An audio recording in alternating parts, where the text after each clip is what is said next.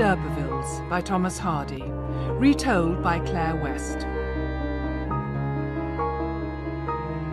The Maiden. Chapter 1.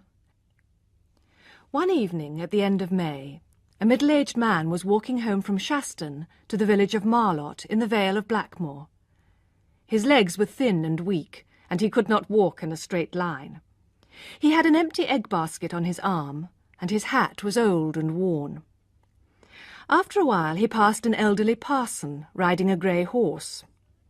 "Good night," said the man with the basket. "Good night, Sir John," said the parson. After another step or two the man stopped and turned round to speak to the parson. "Now, sir, last market day we met on this road at the same time, and I said good night, and you answered, 'Good night, Sir John,' as you did just now." "I did," said the parson. "And once before that, almost a month ago." "I may have." "So why do you call me Sir John, when I am only John Durbeyfield?" The parson rode nearer, and after a moment's hesitation explained. "It was because I've discovered something of historical interest. I am Parson Tringham, the historian. Do you really not know, Durbeyfield, that you are a direct descendant of the ancient and noble family of the D'Urbervilles? They descended from Sir Pagan d'Urberville, who came from Normandy with William the Conqueror in 1066. "Never heard that before, sir." "Well, it's true. Let me see your face. Yes, you have the d'Urberville nose and chin. D'Urbervilles have owned land and served their king for hundreds of years. There have been many Sir Johns, and you could have been Sir John yourself." "Well," exclaimed the man, "and how long has this news about me been known, Parson Tringham?" "Nobody knows about it at all," said the parson.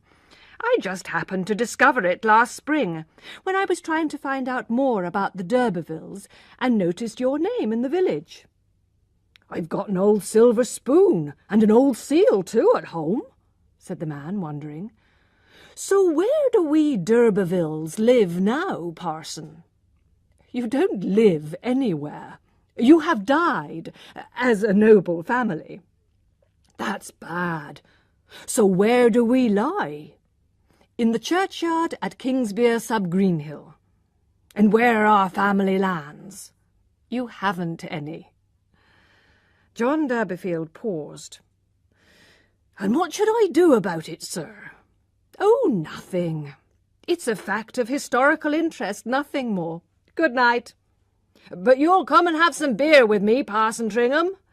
"No, thank you. Not this evening, Durbeyfield. You've had enough already." The parson rode away, half regretting that he had told Durbeyfield of his discovery. Durbeyfield walked on a few steps in a dream, and then sat down with his basket. In a few minutes a boy appeared. Durbeyfield called to him. "Boy, take this basket. I want you to go and do something for me." The boy frowned. "Who are you, John Durbeyfield, to order me about and call me boy? You know my name as well as I know yours." Do you? That's the secret. Well, Fred, I don't mind telling you that the secret is that I'm one of a noble family." And Durbeyfield lay back comfortably on the grass. "Sir John D'Urberville, that's who I am, and I've got the family seal to prove it." "Oh?" "Now take up the basket and tell them in the village to send a horse and carriage to me immediately. Here's a shilling for you." This made a difference to the boy's view of the situation. "Yes, Sir John. Thank you, Sir John." As they spoke, sounds of music came through the evening air from the village. "What's that?" said Durbeyfield. "Have they heard my news already?" "It's the women dancing, Sir John." The boy went on his way, and Durbeyfield lay waiting in the evening sun. Nobody passed by for a long time, and he could just hear the faint music in the distance. The village of Marlott lies in the beautiful Vale of Blackmoor. Although this valley is only 4 hours away from London, It has not yet been discovered by tourists and artists. The best view of the vale is from the hills surrounding it. It looks like a map spread out. It is a quiet, sheltered part of the countryside, where the fields are always green and the rivers never dry up. To the south lies the great dividing line of hills. From here to the coast, the hills are open, the sun pours down on the huge dry fields, the atmosphere is colourless. But here in the valley lies a completely different countryside, smaller and more delicate. The fields are tiny, the air makes you sleepy, the sky is of the deepest blue. Everywhere you can see a rich greenery of grass and trees, covering smaller hills and valleys. This is the Vale of Blackmoor. And in the village of Marlott, following ancient custom, the young women gathered to dance every holiday. For this May Day dance, all wore white dresses. There was a fine, handsome girl among them, with a red ribbon in her hair. As they danced, they noticed a carriage go by. Durbeyfield lay back in it, singing, "I'm Sir John, and I've got a spoon and seal, and my family lies at Kingsbeer." The girl with the ribbon, who was called Tess, turned red and said quickly to her friends, "Father's tired, that's all." The other girls just laughed, but stopped when Tess looked unhappy. The dancing went on. In the evening, the men of the village came to watch, and later to join the dancers. 3 young strangers who were passing by also stopped to look. They explained they were brothers on a walking tour. The older 2 continued their walk, but the youngest seemed more interested in the girls than his brothers were, and stayed to dance with several of them. As he left the dance, he noticed Tess, who seemed a little sad that he had not chosen her. He looked back from the road, and could still see her in her white dress, standing modestly apart from the dancers. He wished he had danced with her. He wished he had asked her name. But it was too late. He hurried on to join his brothers. The young stranger had made an impression on Tess. But soon, worried by her father's strange appearance that afternoon, she decided to walk home. After the excitement of the dance, her parents' small cottage was a depressing sight. It was dark inside, as they had only 1 candle. The furniture was old and worn. There were 6 children crowded into the tiny space. Their mother was doing the washing, at the same time as putting the baby to sleep. Looking after so many children had aged Joan Durbeyfield, but she still showed some of her early prettiness, which Tess had inherited. "Let me help with the washing, Mother," said Tess gently. "Oh, Tess, I'm glad you've come," said her mother. "There's something I must tell you." "Is it anything to do with Father making such a fool of himself this afternoon?" asked Tess, frowning. "That's all part of the excitement. They've discovered we're the oldest family in the whole county, going back a long way. And our real name is d'Urberville. Doesn't that make you proud? That's why your father rode home in the carriage, not because he'd been drinking, as people thought." "I'm glad of that. Will it do us any good, Mother?"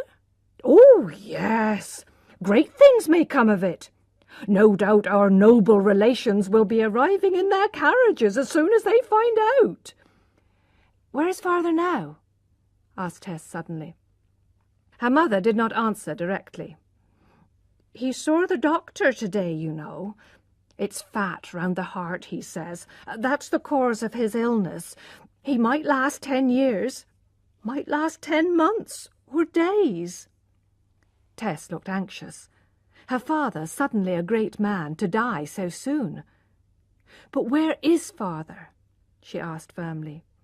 "Now, don't you get angry," said Mrs. Durbeyfield. "The poor man was feeling so weak after the news that he went to Rolliver's.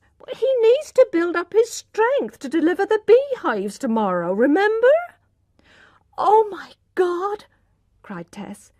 "He went to a public house, and you agreed to it, Mother?" "No, I didn't," said Mrs. Durbeyfield crossly. "I've been waiting for you to look after the children while I fetch him." Tess knew that her mother greatly looked forward to these trips to Rolliver's. There she could sit by her husband's side among the beer drinkers and forget that the children existed. It was one of the few bright moments in her hard-working life. Mrs. Durbeyfield went out, and Tess was left with the children. They were very young and totally dependent on the Durbeyfield couple. 6 helpless creatures who had not asked to be born at all, much less to be part of the irresponsible Durbeyfield family.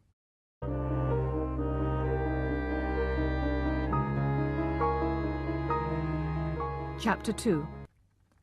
It was 11 o'clock before all the family were in bed, and 2 o'clock next morning was the latest time to set off with the beehives. It was a distance of 20 or 30 miles on bad roads to Casterbridge, where the Saturday market was held. At 1:30, Mrs. Durbeyfield came into the bedroom where Tess and all the children slept. "The poor man can't go," she whispered. Tess sat up in bed. "But it's late for the bees already. We must take them today." "Maybe a young man would go?" asked Mrs. Durbeyfield doubtfully. "One of the ones dancing with you yesterday."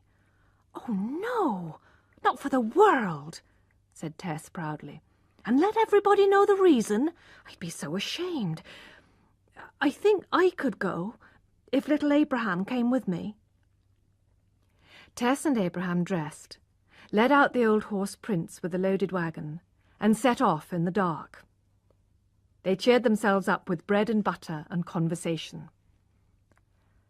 "Tess," said Abraham after a silence. "Yes, Abraham?" "Aren't you glad that we're a noble family?" "Not particularly." "But you're glad you're going to marry a gentleman?" "What?" said Tess, lifting her face. "Our noble relations are going to help you marry a gentleman." "Me? Our noble relations? We haven't any. Whatever put that into your head?" "I heard them talking about it at home. There's a rich lady of our family out at Trantridge, and Mother said that if you claimed relationship with her, she'd help you marry a gentleman." His sister became suddenly silent. Abraham talked on, not noticing her lack of attention. "Did you say the stars were worlds, Tess?" "Yes." "All like ours?" "They seem like our apples. Most of them good, a few bad." "Which do we live on, a good one or a bad one?" "A bad one." "If we lived on a good one, how would things be different?" "Well, Father wouldn't be ill and cough as he does, and Mother wouldn't always be washing." "And you would have been a ready-made rich lady and not have to marry a gentleman." "Oh, Abby, don't talk of that any more." Abraham finally went to sleep on the wagon. Tess drove the horse. Gradually she fell into a dream. She could see her father, foolish in his pride, and the rich gentleman of her mother's imagination, laughing at the poor Durbeyfield family. Suddenly she awoke from her dream to noise and violent movement. Something terrible had happened. She jumped down and discovered that the post-carriage, speeding along the dark road, had driven into her slow and unlighted wagon.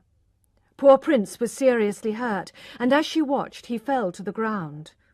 "You were on the wrong side," said the post-driver. "I must go on with the post, but I'll send somebody to help you as soon as I can. You better stay here with your wagon." He went on his way, while Tess stood and waited, tears pouring down her cheeks. Daylight came. Prince lay there unmoving, his eyes half open. "It's all my fault," cried Tess. "What will Mother and Father live on now? Abby, wake up. We can't go on with our beehives. Prince is dead." When Abby realized what had happened, his face looked like an old man's. "It's because we live on a bad star, isn't it, Tess?" he said through his tears. Finally a man arrived with a horse to take the wagon on to Casterbridge to deliver the beehives, and then collect Prince on the way back.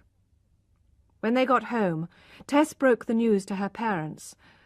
They were not angry with her, but she blamed herself completely. When D'Urberfield heard he would only get a few shillings for Prince's dead body, he rose to the occasion. "We d'Urbervilles don't sell our horses for cat's meat," he insisted. And the following day he worked harder than usual in digging a grave where Prince was buried. All the children cried. "Has he gone to heaven?" asked Abraham in tears. But Tess did not cry. Her face was dry and pale. She felt she had murdered a friend.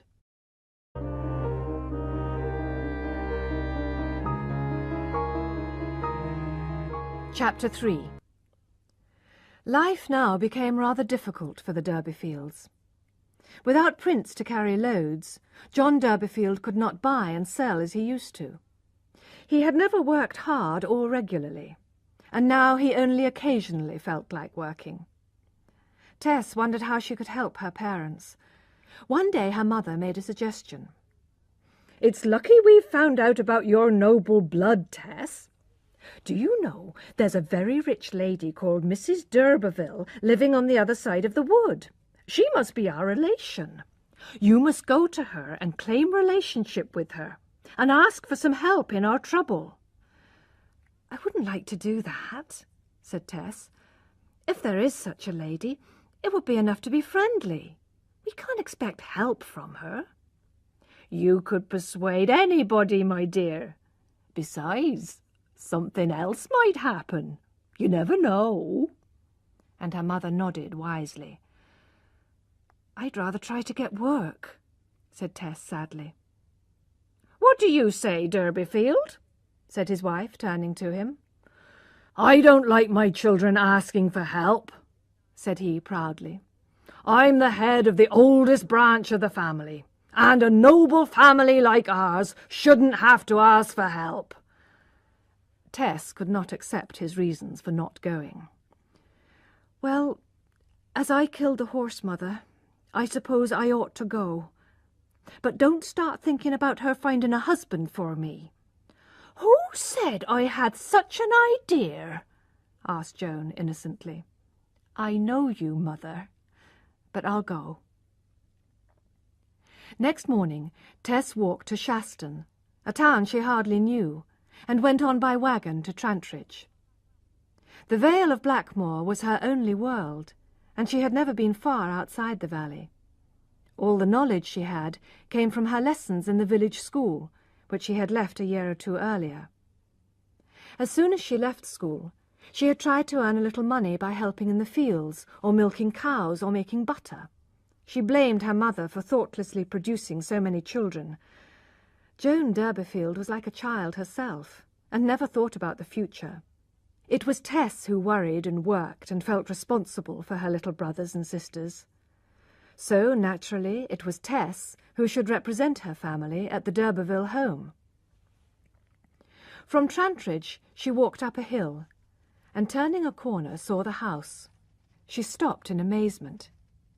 It was large and almost new, a rich red against the green of the bushes around it. Behind it lay the woods called the Chase, an ancient forest. There were greenhouses and well-kept gardens. There was no lack of money here. Tess hesitated, almost frightened. "I thought we were an old family," she said to herself. "But this is all new." She wished she had not come. She was right in a way. All this was owned by the d'Urbervilles, or the Stoke d'Urbervilles, as they called themselves at first. The Stokes were a northern business family, who took an old-sounding name to add to their own when they moved into the south. So Tess was more of a d'Urberville than any of them, but did not know it. A young man appeared in the garden. He looked about 24, and was tall and dark, with full red lips and a black moustache curled at the ends. "Well, my beauty, what can I do for you?" he said, looking interestedly at her. "I'm Mr. d'Urberville." It needed all Tess's courage to reply. "I came to see your mother, sir." I'm afraid you can't see her. She's ill. What do you want to see her about? It seems so foolish. Never mind, said he kindly. I like foolish things. Try again, my dear. I came, sir, to tell you we are of the same family as you. Aha. Poor relations? Yes. Stokes? No, d'Urbervilles. Oh, yes, of course. I mean d'Urbervilles. We have several proofs that we are d'Urbervilles. We have an old silver spoon and a seal at home, but Mother uses a spoon to stir the soup. Mother said we ought to tell you, as we are the oldest branch of the family, and we've lost our horse in an accident. Very kind of your mother, said Alec d'Urberville, and I certainly don't regret it. He looked admiringly at Tess, whose face blushed a deep pink. And so you've come on a friendly visit? I suppose I have, murmured Tess, looking uncomfortable. Let us walk round the gardens until you have to go home, my pretty cousin. Tess wanted to leave as soon as possible, but the young man insisted. He took her to the greenhouses. Do you like strawberries? He asked. Yes, said Tess, when they're ready. These are ready now. And so saying, d'Urberville picked one and held it to her mouth. No, no, she said. I'd rather take it myself. But Alec put it into her mouth. He put roses into her hair and filled her basket with strawberries and flowers. He gave her food to eat and watched her while he quietly smoked a cigarette. She looked more adult and womanly than she really was. Alec could not take his eyes off her. She did not know, as she smiled innocently at the flowers, that behind the cigarette smoke was the cause of future sorrow in her life. "What is your name?" asked Alec. "Tess Durbeyfield. We live at Marlott." "I must see if my mother can find a place for you." They said good-bye, and she set off home carrying her strawberries and flowers. This, then, was the beginning. Why did she have to meet the wrong man, and one who was so strongly attracted to her? Yet to the right man she was only a half-forgotten impression from an evening's dancing in a country field. In life, the right man to love hardly ever comes at the right time for loving. Nature does not often answer a call for love until the caller is tired of calling. In this case, as in millions, it was not the two halves of a perfect whole who met. A missing half wandered somewhere else, arriving much later. This delay was to have tragic results.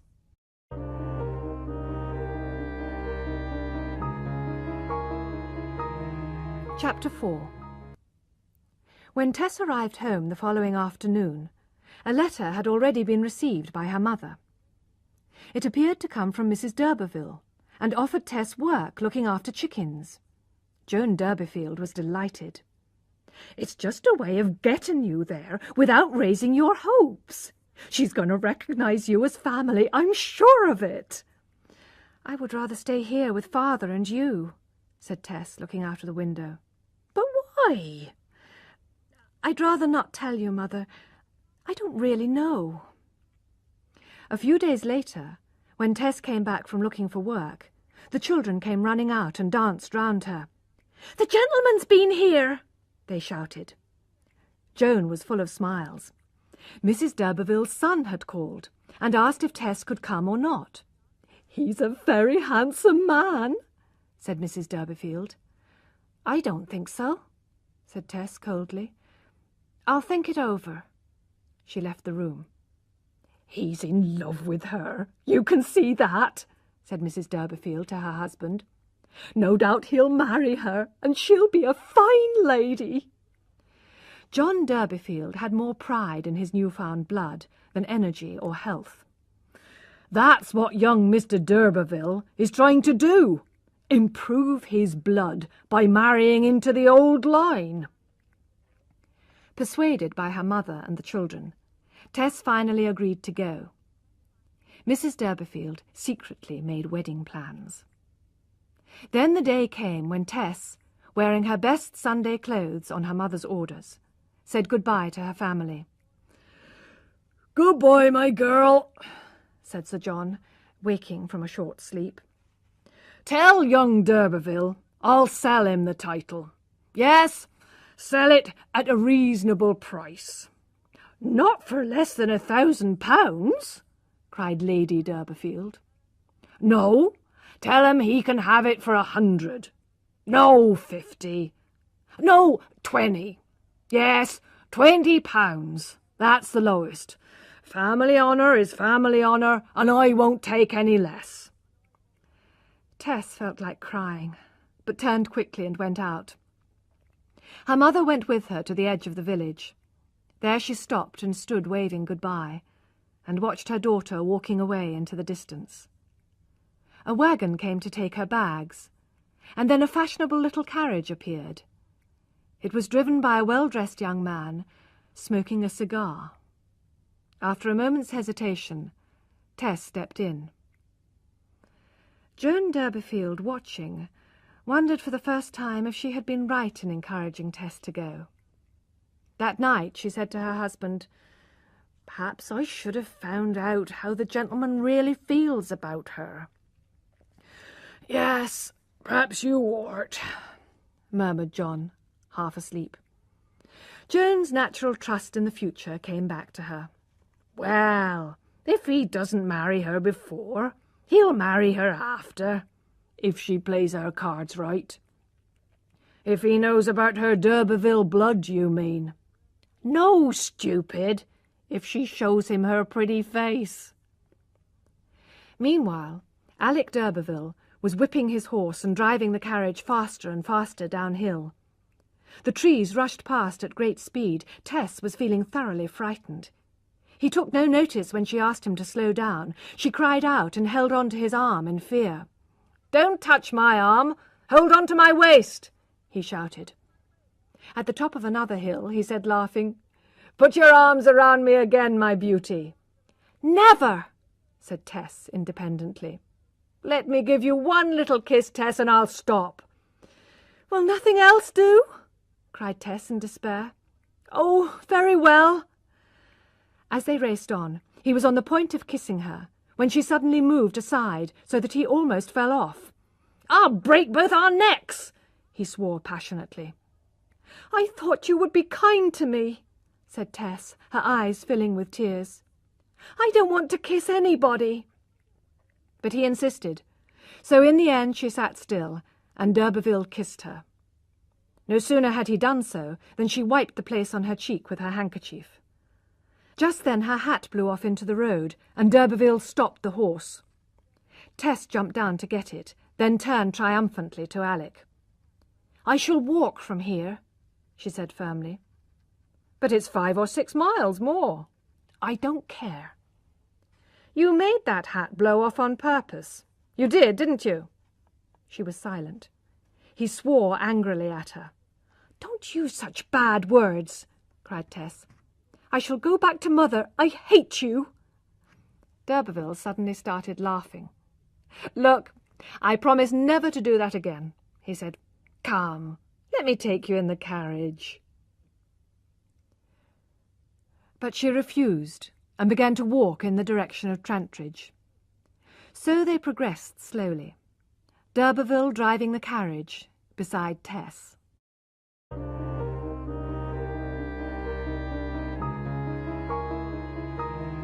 Chapter 5. The chickens, for which Tess was responsible, lived in an old cottage on Mrs. d'Urberville's land. On her first day, Tess had to take some of the chickens to show to their owner. She immediately realized the old lady was blind. Mrs. d'Urberville held each bird and felt it carefully to see that it was in good health. At the end, she suddenly asked Tess a question. "Can you whistle?" "Whistle, ma'am?" "Yes, whistle tunes. I want you to practice and whistle to my birds every day." "Yes, ma'am." Tess was not surprised at Mrs. d'Urberville's cold manner, and did not expect any more of such a great lady. However, she did not realize that the old lady had never even heard about the family connection. Tess began to enjoy her new work with the chickens, and the next day, in the cottage garden, she decided to practice whistling, as instructed. She was shocked to find that she had completely forgotten how to whistle. Suddenly she noticed a movement behind a tree near the wall. It was Alec d'Urberville.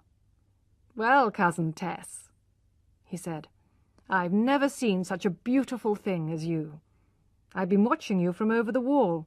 Look, I can give you a lesson or two." "Oh, no, you won't," cried Tess, going back towards the door. "Don't worry, I won't touch you. Just look." And he showed her how to whistle. From that moment, Tess found she could whistle tunes to the birds, just as Mrs. d'Urberville wanted. And as the weeks passed, she often met d'Urberville in the garden, and began to lose her shyness of him. Every Saturday night, the other farm workers from the surrounding area used to go to drink and dance in the market town 2 or 3 miles away. On Sundays, they would sleep late. For a long time, Tess did not go with them. But after a while she wanted a change from her routine and began to go on the weekly trips regularly. She always came home with the others at night, preferring the protection of being in a group. One Saturday night she was in the town looking for her companions, as it was time to go home, when she met Alec d'Urberville. "What, my beauty? Here so late?" he said, smiling at her. "I'm just waiting for my friends," she answered. "I'll see you again," he said as she moved away. She became worried when she realized the workers were still dancing wildly and would not be going home soon. Again she caught sight of Alec waiting in a doorway, his cigar glowing red in the dark. Eventually she joined a group wandering home. They had all been drinking, but she felt safer with them than alone. But after a while she became involved in a quarrel with them, and was trying to get away from the angry group when Alec d'Urberville rode by. He offered to take her home on the back of his horse. She hesitated, then accepted. Together they rode along in the dark, Tess holding on to Alec. She was very tired. Every day that week she had got up at 5. So she did not notice that they were riding off the main road and into the Chase, the oldest wood in England. It began to get foggy, and finally Alec admitted honestly that he was lost. "Put me down here, sir," cried Tess at once. "Let me walk home from here. How wrong of you to bring me away from the main road. I knew I shouldn't trust you." "Don't worry, my beauty," laughed Alec. "I thought you would enjoy a longer ride on such a lovely night. But I can't let you go. The fog is so bad now that you couldn't possibly find your way. I'll leave you here and go to find out where we are. When I come back, I'll tell you, and you can come with me on horseback or go alone on foot, just as you like." She agreed to this. "Shall I hold the horse?" she asked. "No, he'll stay quiet," answered Alec. "By the way, your father has a new horse today, and the children have some new toys." Was it you who gave them?" "Oh, how good of you," murmured Tess with a heavy heart. "I almost wish you hadn't." "Tessie, don't you love me just a little now?" "I'm grateful," she admitted, "but I'm afraid I don't—" And slowly she started to cry. "Now don't cry, my dear. Sit here and wait for me." He made a bed for the tired girl among the dead leaves and covered her with his coat. He set off into the fog to find out where he was, and came back to find Tess fast asleep. He saw her in her white dress among the leaves, a pale, shining figure in the dark. He bent down and touched her cheek with his. Everywhere there was darkness and silence. The birds and animals slept, safe in and under the trees. But who was looking after Tess? Who was protecting her innocence? "Tess," said d'Urberville, and lay down beside her. the girl was not strong enough to resist him. Why was Tess's girlish purity lost? Why does the wrong man take the wrong woman? Why do the bad so often ruin the good? Why is beauty damaged by ugliness? Thousands of years of philosophy cannot give us the answers to these questions. These things happen and have always happened. Perhaps in the past, rolling home after a battle, Tess's ancestors, the real d'Urbervilles, had done the same, even more cruelly, to young country girls. But we cannot accept that that is Tess's fault, and should happen to her. As the people of her village say, it was to be. And from now on, Tess's life was to be completely different.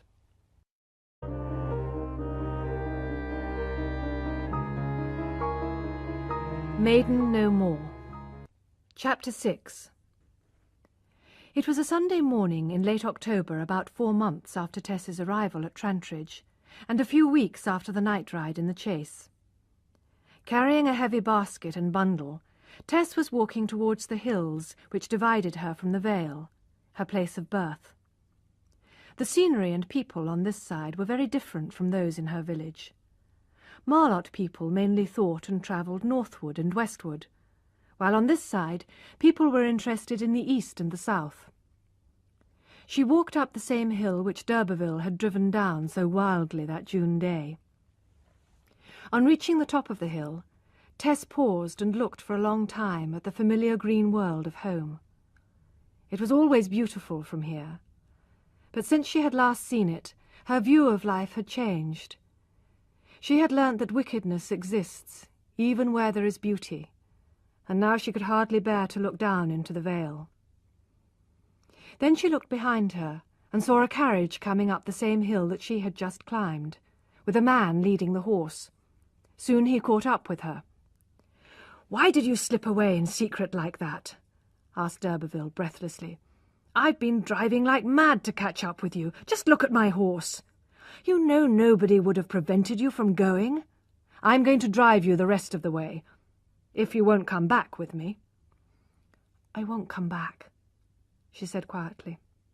"I thought so. Well, let me help you up. Give me your basket." She stepped up into the carriage and sat beside him. She had no fear of him now. The reason for this was also the reason for her sorrow. They drove along, d'Urberville making conversation, and Tess thinking her own thoughts. When they approached the village of Marlott, a tear rolled down her cheek. "Why are you crying?" he asked coldly. "I was only thinking I was born over there." "Well, we must all be born somewhere." "I wish I'd never been born, there or anywhere else," she said quietly. "Well, you shouldn't have come to Trantridge if you didn't want to. You didn't come for love of me, anyway." "That's quite true. If I had ever loved you, if I loved you still, I could not hate myself for my weakness as much as I do now." He did not look at her. She added, "I didn't understand your intention until it was too late." "That's what every woman says." "How dare you say that?" she cried angrily, her eyes flashing at him. "My God, I could hit you! Do you never think that some women may not only say, but feel it?" "All right," he said, laughing. "I'm sorry to hurt you. I did wrong, I admit it. Only don't keep accusing me. I'm ready to pay for it. You need never work on the farms again." Her lip lifted slightly as she replied, "I will not take anything from you. I cannot." "One would think you were a queen as well as being one of the real d'Urbervilles. Well, Tess dear, I suppose I'm a bad sort of man. I've always been one, and I always will be one. But I promise I won't be bad to you again. And if anything should happen, you understand, if you are in any trouble or need anything, just drop me a line and I'll send by return whatever you want." She stepped down from the carriage and was going to leave him when he stopped her and said, You're not going to turn away from me like that, dear. Come, let me kiss you. If you wish, she answered coldly. She offered her cool cheek to him, but her eyes rested on a distant tree, as if the kiss had nothing to do with her. You don't give me your lips, Tess. I'm afraid you'll never love me. It's true. I have never loved you, and I never can. She added sadly, perhaps I should tell a lie, and then I could lead a comfortable life. But I have enough honour not to tell that lie. If I loved you, I might have a very good reason to tell you so. But I don't. Alec sighed heavily, as if the scene were depressing him. Well, you're very sad, Tess, and you have no reason to be. You're still the prettiest girl for miles around. Will you come back with me? Say you will. Never, never. I've made up my mind and I won't come. Then goodbye. And Alec jumped up into his carriage and drove off. Tess did not watch him go, but continued her walk alone. It was still early in the day, and the sun was not yet giving any warmth. Tess felt even sadder than the autumn sadness which surrounded her. But soon a man came up behind her, a man with a pot of red paint in his hand. "Good morning," he said, and offered to carry her basket. "You're up early on a Sunday?" he continued. "Yes," said Tess. "A day of rest for most people, although I do more real work today than in the rest of the week put together." "Do you?" "In the week I work for man, but on Sunday I work for God. That's better work, don't you think? Wait a moment. I have something to do here." He stopped at a gate, and in large red letters on the middle bar of the gate he painted some words from the Bible. "Punishment awaits you." In the soft air, against the gentle green of the trees and the peaceful fields, these great red words stared at Tess. They pointed a finger at her. This man was a stranger, and could not know her story, but the words accused her. "Do you believe what you paint?" she asked in a low voice. "Do I believe those words? Do I believe I am alive?" "But," she whispered, trembling, "suppose you were forced to do wrong?" He shook his head. "I can't answer that question. I paint the words and leave others to think about them in their own hearts." "I think they're horrible words," cried Tess. "I'll take my basket and go now." And she walked away from him, her heart beating fast. "I don't believe God said those things," she thought as she reached her village. There was smoke coming from her father's chimney, but seeing the inside of the cottage made her heart ache. It was as poor as ever. Her mother jumped up, surprised to see her. "Well, my dear Tess," she said, kissing her, "how are you? Have you come home to be married?" "No, not for that, Mother." "What? Isn't your cousin going to marry you?" "He's not my cousin, and he's not going to marry me." Her mother looked at her closely. "Come, you haven't told me everything." Then Tess went up to her mother, put her head on Joan's shoulder, and told her the whole story. "And you haven't persuaded him to marry you?" cried Joan. "What's the good of going there? Why didn't you think of doing some good for your family, instead of thinking only of yourself?" Tess was confused. Alec had never mentioned marriage to her. But even if he had, she would never have accepted him, because she did not love him. This made her hate herself for what she had done. She would certainly never love him in the future. She did not quite hate him, but did not wish to marry him, even to remain respectable. "You ought to have been more careful if you didn't want to marry him." "Oh, Mother!" cried the poor girl, her heart breaking. "Why didn't you warn me about men? I was a child when I left home. I didn't know how dangerous they can be, and you didn't tell me." "Well, we must make the best of it," said her mother. "It's only human nature, after all."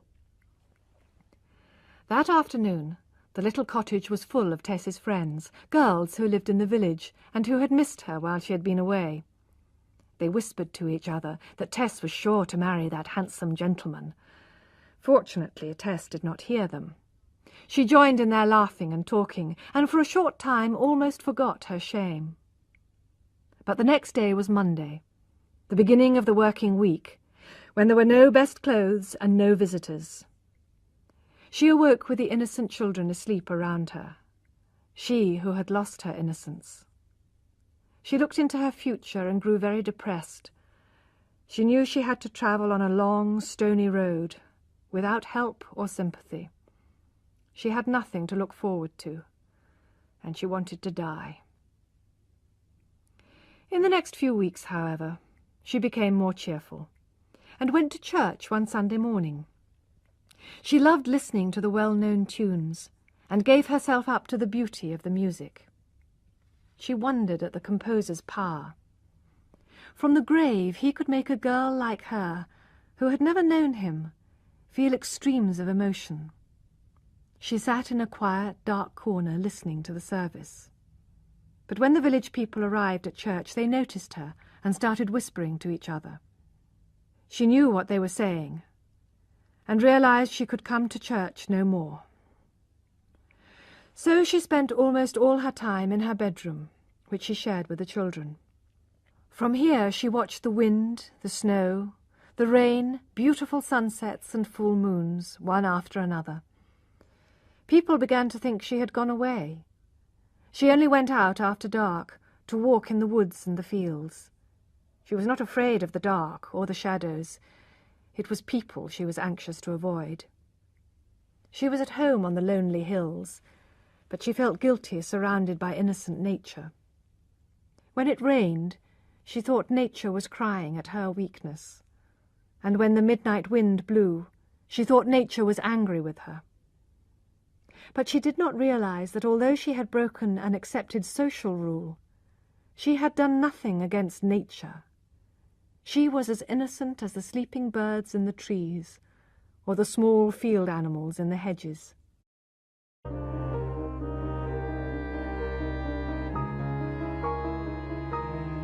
Chapter 7. One day in August, the sun was rising through the mist. In a yellow cornfield near Marlott village, it shone on 2 large arms of painted wood. These, with 2 others below, formed the turning cross of the reaping machine. It was ready for today's harvest. A group of men and a group of women came down the road at sunrise. As they walked along, their heads were in the sun, while their feet were in the shadow of the hedge. They went into the field. Soon there came a sound like the love-making of the grasshopper. The machine had begun, and 3 horses pulled it slowly along the field. Its arms turned bright in the sunlight. Gradually the area of standing corn was reduced. So was the living space of the small field animals, who crowded together, not knowing that they could not escape the machine in the end. The harvesters followed the machine, picking and tying up bundles of corn. The girls were perhaps more interesting to look at. They wore large cotton hats to keep off the sun, and gloves to protect their hands from the corn. The prettiest was the one in the pale pink jacket, who never looked around her as she worked. She moved forward, bending and tying like a machine. Occasionally she stood up to rest. Then her face could be seen, a lovely young face, with deep dark eyes and long, heavy curling hair. Her cheeks were paler, her teeth more regular, and her red lips thinner than most country girls. It was Tess Durbeyfield, or d'Urberville, rather changed, living as a stranger in her home village. She had decided to do outdoor work and earn a little money in the harvest. The work continued all morning, and Tess began to glance towards the hill. At 11 o'clock, a group of children came over the hill. Tess blushed a little, but still did not pause in her work. The eldest child carried in her arms a baby in long clothes. Another brought some lunch. The harvesters stopped work, sat down and started to eat and drink. Tess also sat down, some way from the others. She called the girl, her sister, and took the baby from her. Unfastening her dress and still blushing, she began feeding her child. The men kindly turned away, some of them beginning to smoke. All the other women started to talk and rearrange their hair. When the baby had finished, Tess played with him without showing much enthusiasm. Then suddenly she kissed him again and again, as if she could not stop. The baby cried out at the violence of her kisses. "She loves that child, though she says she hates him and wishes they were both dead," said one of the women, watching the young mother. "She'll soon stop saying that," replied another. "She'll get used to it. It happens to lots of girls." "Well, it wasn't her fault. She was forced into it that night in the chase. People heard her sobbing. A certain gentleman might have been punished if somebody had passed by and seen them. It was a pity it happened to her, the prettiest in the village. But that's how it happens. The ugly ones are as safe as houses, aren't they, Jenny?" And the speaker turned to one who was certainly not beautiful. Tess sat there unaware of their conversation. Her mouth was like a flower, and her eyes were large and soft, sometimes black, blue, or grey, sometimes all three colours together. She had spent months regretting her experience and crying over it, but suddenly decided that the past was the past. In a few years her shame and she herself would be forgotten. Meanwhile the trees were just as green, and the sun shone just as brightly as before. Life went on. She most feared what people thought of her, and imagined that they talked constantly about her behind her back. In fact, she was not often discussed, and even her friends only thought about her occasionally. Other things of more importance took up their time. If there had been no people around her, Tess would not have made herself so unhappy. She would have accepted the situation as it was. She was miserable, not because she felt unhappy, but because she imagined herself rejected by society. Now she wanted to be useful again and to work. So she dressed neatly and helped in the harvest and looked people calmly in the face, even when holding her baby in her arms. Having eaten her lunch quickly, Tess went back to work with the harvesters in the cornfield until it was dark. They all came home on one of the largest wagons, singing and laughing together. But when Tess reached home, she discovered that the baby had fallen ill that afternoon. He was so small and weak that illness was to be expected, but this still came as a shock to Tess. She forgot the shame surrounding his birth, and only wished passionately to keep him alive. However, it became clear that he was dying. Now Tess had a greater problem. Her baby had not been baptized. Her ideas on religion were not very developed. She had more or less accepted that she would go to hell for her crime, and did not much care what would happen to her after death. But for her baby it was different. He was dying and must be saved from hell. It was nearly bedtime, but she rushed downstairs and asked if she could send for the parson. Her father had just returned from the public house, and was at his most sensitive to the shame brought upon his noble name by Tess. He refused to allow the parson in and locked the door. The family went to sleep. As the night passed, Tess realized in great misery that the baby was close to death. She walked feverishly up and down the room until an idea came to her. Perhaps baby can be saved. Perhaps it will be just the same. She lit a candle and woke her young brothers and sisters. Having poured some water into a bowl, she made them kneel around, with their hands together as in church. The children were hardly awake, and watched Tess with big round eyes. She looked tall in her long white nightdress, her long dark hair hanging down her back to her waist. Her enthusiasm lit up her face, giving it a beautiful purity, the face which had caused her shame. She picked up the baby. One of the children asked, "Are you really going to baptize him, Tess? What's his name going to be?" She had not thought of that, but remembered the story of Adam and Eve in the Bible. Because they did wrong together, God said they would live in sorrow for the rest of their lives. She said firmly, "Sorrow, I baptize you in the name of the Father, and of the Son, and of the Holy Ghost." She splashed some water on the child, and there was silence. "Say amen, children." "Amen," they replied.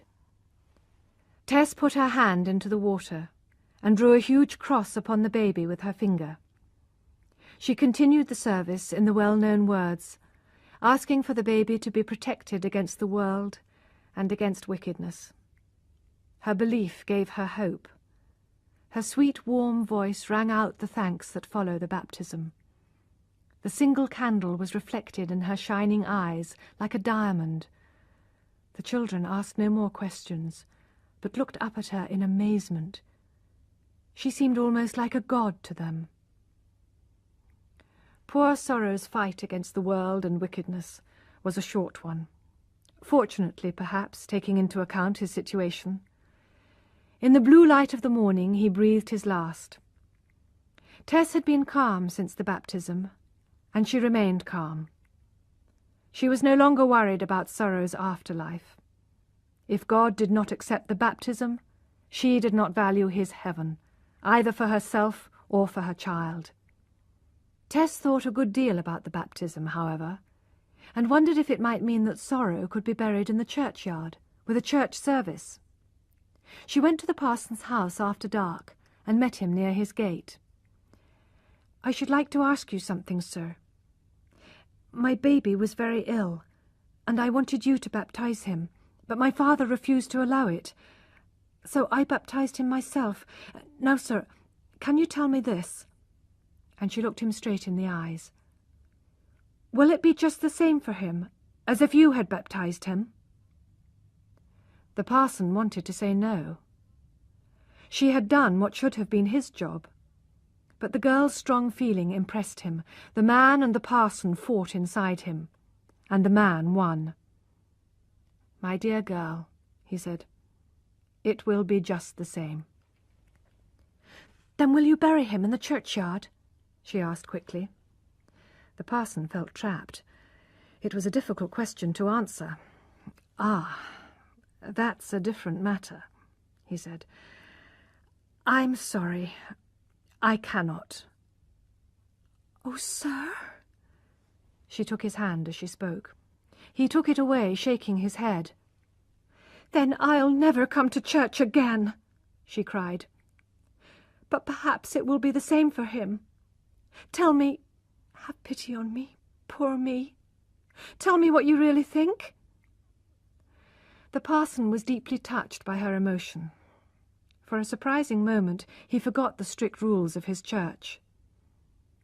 "It will be just the same," he answered kindly. So the baby was carried in a cheap wooden box to the churchyard at night. There is a corner of the churchyard where the grass grows long, and where the suicides, drunks, unbaptized babies, and other supposed criminals are laid. Sorrow was buried here, at the cost of a shilling and a pint of beer for the gravedigger. Tess bravely made a little cross and put it at the head of the grave one evening, when she could enter the churchyard without being seen. It is all very well saying that we learn from experience. Tess had certainly learnt from experience, but could not see how to use her knowledge, so painfully gained. So she stayed in her parents' home during the winter, helping to look after the children, making clothes for them, and earning a little money whenever she could. Important dates came round again. The night of her shame and the chase, the baby's birth and death, her own birthday. One day, when she was looking at her pretty face in the mirror, she thought of another date, even more important, her own death. When it came, it would swallow up all her prettiness and everything that had happened to her. When was it? It was a day lying hidden among all the other days of the year, so that she noticed nothing when it came round, and did not know what week, month, season, or year it would be. In a flash, Tess changed from simple girl to complicated woman. Her face was often thoughtful, and there was sometimes a tragic note in her voice. Her eyes grew larger and more expressive. She became a beautiful woman. She had suffered, but had gained a certain self-confidence from her experiences. Although the village people had almost forgotten her trouble, she decided she could never be really happy in Marlott. Trying to claim relationship with the rich d'Urbervilles seemed so foolish and shameful to her. She thought her family would never be respected there again. Even now she felt hope rise within her, hope of finding a place with no family connections and no memories. In escaping from Marlott, she intended to destroy the past. Perhaps now she could make up for her crime against society. Consequently, she looked hard for work away from Marlott. She finally heard that a dairyman, some miles to the south, needed a good milkmaid for the summer. Having decided to go there, she promised herself there would be no more hopeless dreams. She would simply be the dairymaid Tess, and nothing more. Even her mother no longer talked about their connection with the noble d'Urbervilles. But in spite of Tess's decision to forget her ancestors, the dairy, called Talbothays, especially attracted her, because it was near the former lands of the old d'Urberville family. She would be able to look at them, and not only observe that the noble d'Urberville family had lost its greatness, but also remember that a poor descendant had lost her innocence. She wondered if some good might come of being in the land of her ancestors. Hope and youthful energy rose up in her again, like leaves on a young tree in spring.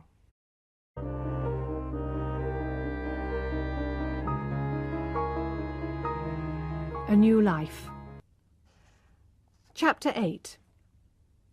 And so it was that on a beautiful morning in May, 2 to 3 years after her return from Trantridge, Tess Durbeyfield left home for the second time. She was going in the opposite direction this time. When she reached the first hill, she looked back at Marlott and her father's house with sadness in her heart. She travelled partly by carriage and partly on foot, carrying her basket. Not far to her left she could see the trees which surrounded Kingsbere, with its church where her ancestors lay in their tombs. She could no longer admire or respect them. She almost hated them for ruining her life. Nothing of theirs was left except the old seal and spoon. "Huh, I have as much of mother as father in me," she said. "All my prettiness comes from her, and she was only a dairymaid." Her walk took 2 hours, until she reached the hill overlooking the valley of the great dairies. This valley was watered by the river Froom, and produced huge amounts of milk and butter, more even than Tess's Vale of Blackmoor, which was known as the Vale of Little Dairies. As she stood and looked, she realized the valleys were quite different. Here the fields and farms were much larger. She saw more cows at a glance than she had ever seen before. The evening sun shone on their red, white, and brown bodies. She thought that this view was perhaps not as beautiful as the view of Blackmoor Vale, which she knew so well. There the sky was deep blue. The smell of the earth was heavy in the air. The streams ran slowly and silently. But this view was more cheerful. Here the air was clear and light, and the river Froom rushed as fast as the shadow of a cloud. Either the change in the quality of the air, or the feeling that she was going to start a new life here, made her feel much happier. She ran along, her hopes and the sunshine warming her. She looked at her best as she ran, laughing into the warm wind. The desire for pleasure, which is in every living thing, had finally won over Tess. She was, after all, only a young woman of 20, who had not finished growing up. No event, however unpleasant, could have marked her forever. She was young and strong and beautiful, and could not remain sad for long. Her hopes rose higher than ever. She wanted to show how grateful she was for this second chance. She started singing love songs, but found they were not enough to express her feelings. She remembered the Sunday mornings of her girlhood and sang, "O sun and moon, O stars, O children of men, praise the Lord, praise him forever," until she stopped suddenly and murmured, "But perhaps I don't quite know the Lord yet." This was probably a pagan feeling in a religious form. People who live in the country and are close to nature, like Tess, keep many of the pagan ideas of their ancestors in their souls. Religion learned in church comes much later and does not touch them deeply. Tess was happy to be making her way independently in life. She really wanted to live honestly and work hard, unlike her father. Tess had her mother's energy and the energy of her youth to help her recover from her experience. Women do usually live through such experiences. Where there's life, there's hope, is still true for most betrayed women. As Tess, full of enthusiasm, came downhill towards the dairy, she suddenly heard the milking call again and again from all parts of the valley. It was 4:30 when the dairy people brought in the cows. Tess followed the red and white animals, with their great bags of milk under them, into the farmyard. She saw the long sheds and the wooden posts shining and smooth where the cows had rubbed against them over the years.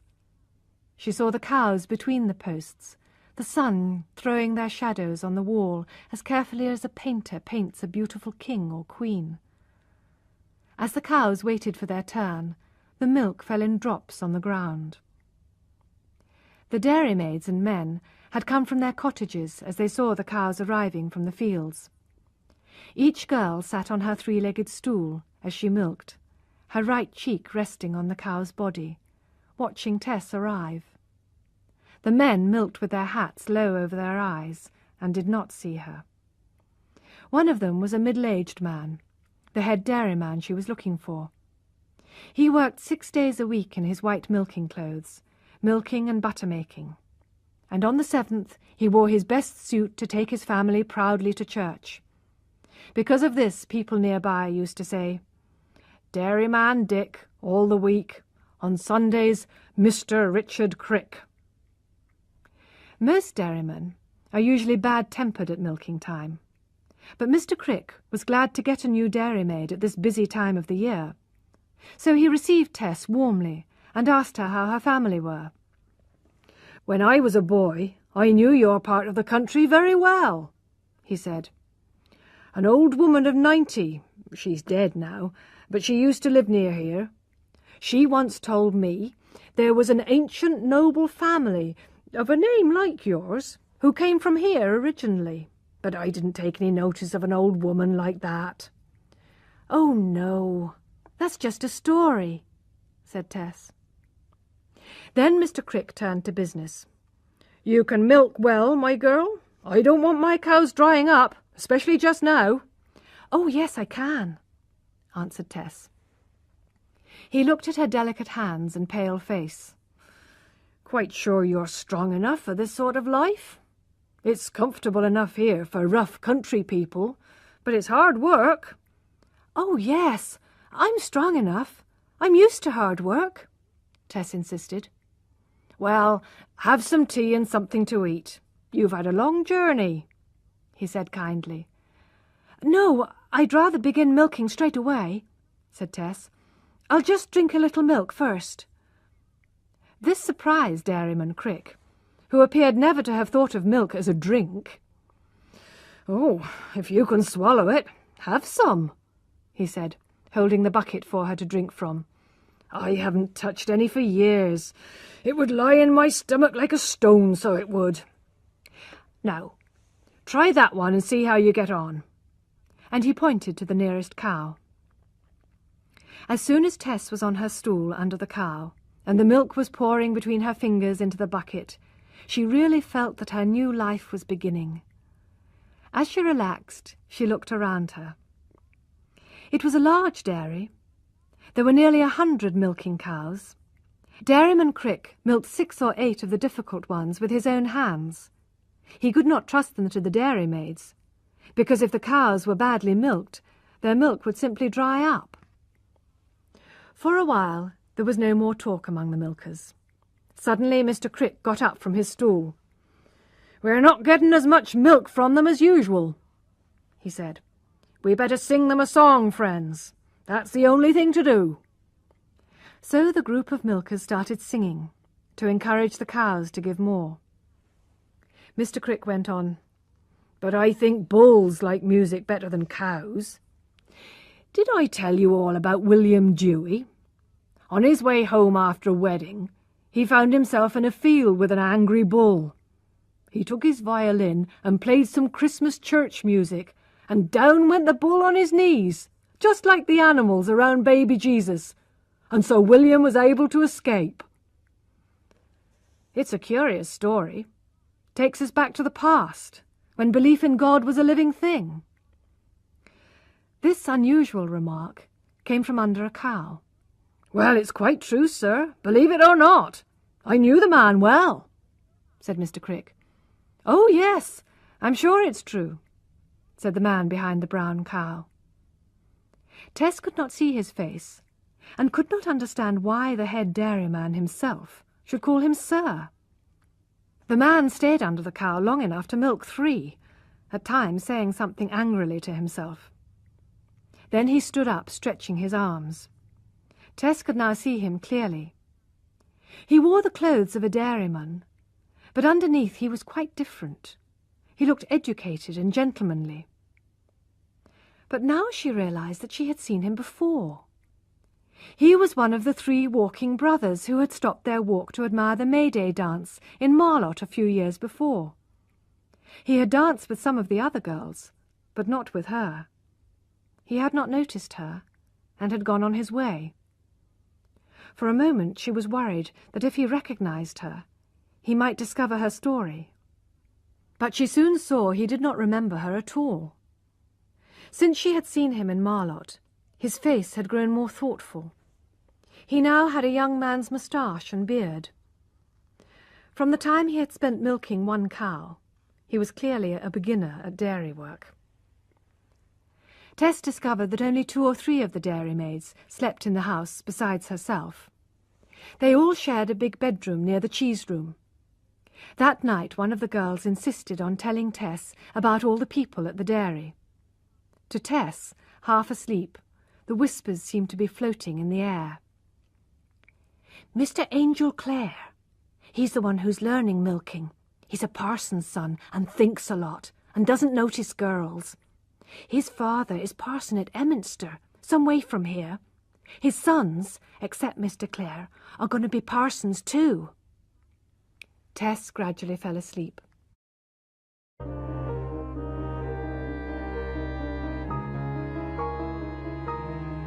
Chapter 9. Neither Angel Clare nor his family had originally chosen farming as a profession for him. When he was a boy, people admired his great qualities. Now he was a man, something vague and undecided in his look showed that he had no particular purpose in life. He was the youngest son of a poor parson. One day when he was studying at home, his father discovered that Angel had ordered a book of philosophy, which questioned the church's teaching. How could his son become a priest if he read such books? Angel explained that he did not in fact wish to enter the church like his brothers, because the church's views were too strict and did not allow free thinking. The simple parson was shocked. He was a man of fixed ideas and a firm believer. And if Angel did not want to become a priest, what was the use of sending him to study at Cambridge?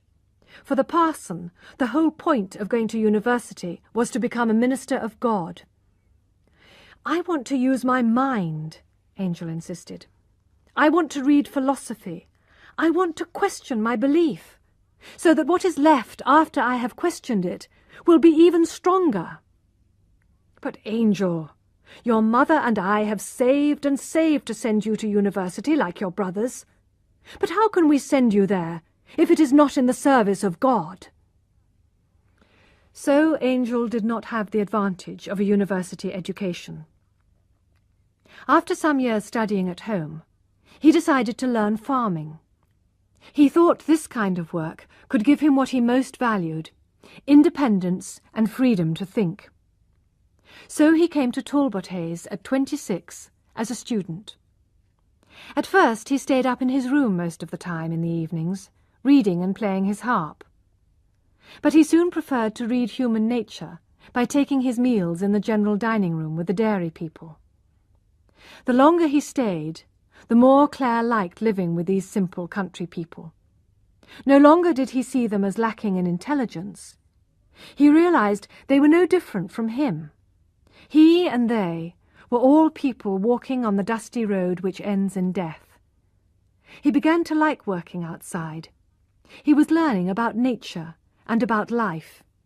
He came to know the changing seasons, morning and evening, different winds, waters and mists, shade and silence, and the voices of nature. All this he had never known before. For several days after Tess's arrival, Claire, sitting reading a book, hardly noticed she was there. But one morning at breakfast, he was reading music and listening to the tune in his head, when he heard a musical voice which seemed to become part of his tune. He looked round at Tess, seated at the table. "What a fresh and pure daughter of nature that dairymaid is," thought Angel.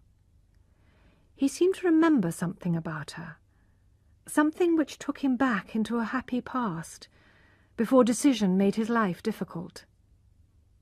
This memory made him look more often at Tess than the other dairymaids.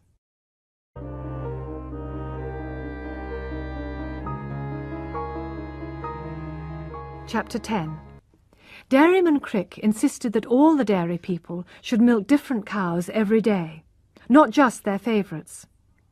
He was worried that a dairymaid might leave the dairy, and then her cows would not like being milked by a stranger. However, Tess began to find that the cows which came to her usually happened to be her favourites. This made her milking much easier, but she soon realised that it was not by chance, as it was Angel Clare who sent the cows in for milking. "Mr. Clare, you have sent me my favourite cows," she accused him one morning, blushing. "Well, it doesn't matter," said he. "You will always be here to milk them." "Do you think so? I hope I shall, but I don't know." Afterwards she was angry with herself. She had spoken too seriously to him, as if he were involved in her staying or leaving. In the evening, after milking, she walked in the garden alone, thinking about it. It was a typical summer evening in June. The air was delicate, and there was a complete, absolute silence. It was broken by the sound of a harp. The notes floated in the still air, strong and clear. Tess listened like a fascinated bird. She drew near to Claire, who still had not seen her. She was conscious of neither time nor space. The tune moved through her mind and body, bringing tears to her eyes. The waves of colour of the wild flowers mixed with the waves of sound. Angel finished playing and caught sight of her. She blushed and moved away. "Why are you going, Tess?" he asked. "Are you afraid?" "Oh, no, sir. Not of outdoor things." "But indoors?"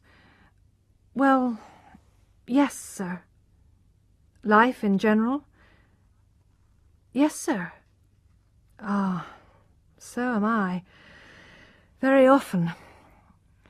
Being alive is rather serious. Don't you think so?" "It is, now you put it like that." "All the same, I wouldn't expect a young girl like you to feel that." "Why? Come, tell me." After a moment's hesitation, she answered, "The trees ask questions with their eyes, don't they? And you seem to see hundreds of tomorrows, all in a line, the first big and clear, the others getting smaller, but they all look fierce and cruel. But you can drive away all these ideas with your music, sir." He was surprised to find that this dairymaid had such sad thoughts. She was expressing in her own words the ache of modern life. This sadness made her more interesting to him. He did not know that her experience had given her great strength of feeling. Tess, on the other hand, could not understand why a man of religious family, good education and financial independence should feel sorry to be alive. How could this admirable and poetic man have felt, as she did 2 or 3 years ago, that he would rather die? It was true that he was not at present living among gentlemen, but he was studying what he wanted to know, and would become a rich farmer in time. So, as they neither understood each other's secrets, they were both puzzled and waited to find out more. At first, Tess regarded Angel as an intelligence rather than a man. She became quite depressed as she realized the distance between her own knowledge and his. One day he asked her why she looked so sad. "Oh, it's only that I feel I've been wasting my life. When I see what you know, I feel what a nothing I am." "Well, my dear Tess," said Angel with some enthusiasm, "I shall be only too glad to help you study history, for example." "Oh, I don't know. What's the use of learning that I'm one of a long row, and that my past and future are like thousands of other people's? But there's one thing I'd like to know. Why the sun shines on the good and the bad just the same," she said, her voice trembling. "Oh, Tess, don't be bitter." Of course he had wondered this himself in the past. But as he looked at her innocent lips, he thought this pure child of nature could only have picked up the question from others. She could not possibly have any guilt in her past. When he had gone, Tess felt again how stupid she must appear to him. She wondered whether she could gain his respect by telling him of her d'Urberville blood. She first asked the dairyman if Mr. Clare was interested in old families who had lost their money and land. "No," said Mr. Crick firmly. "He's a rebel, and the one thing he hates is an old family." After hearing this not very accurate view of Clare's opinions, poor Tess was glad she had not mentioned her ancestors. That summer, Tess and Clare unconsciously studied each other, balanced on the edge of a passion, yet just keeping out of it. But all the time, like two streams in a valley, they were destined to join. Tess had never been so happy as she was now, and perhaps never would be so again. They met continually. They could not help it. They met daily in the half-light at 3 o'clock in the morning just before milking. They felt they were the first two up in the world, like Adam and Eve. Tess seemed like a queen to Clare, perhaps because he knew that she was the most beautiful woman walking about at this time of day.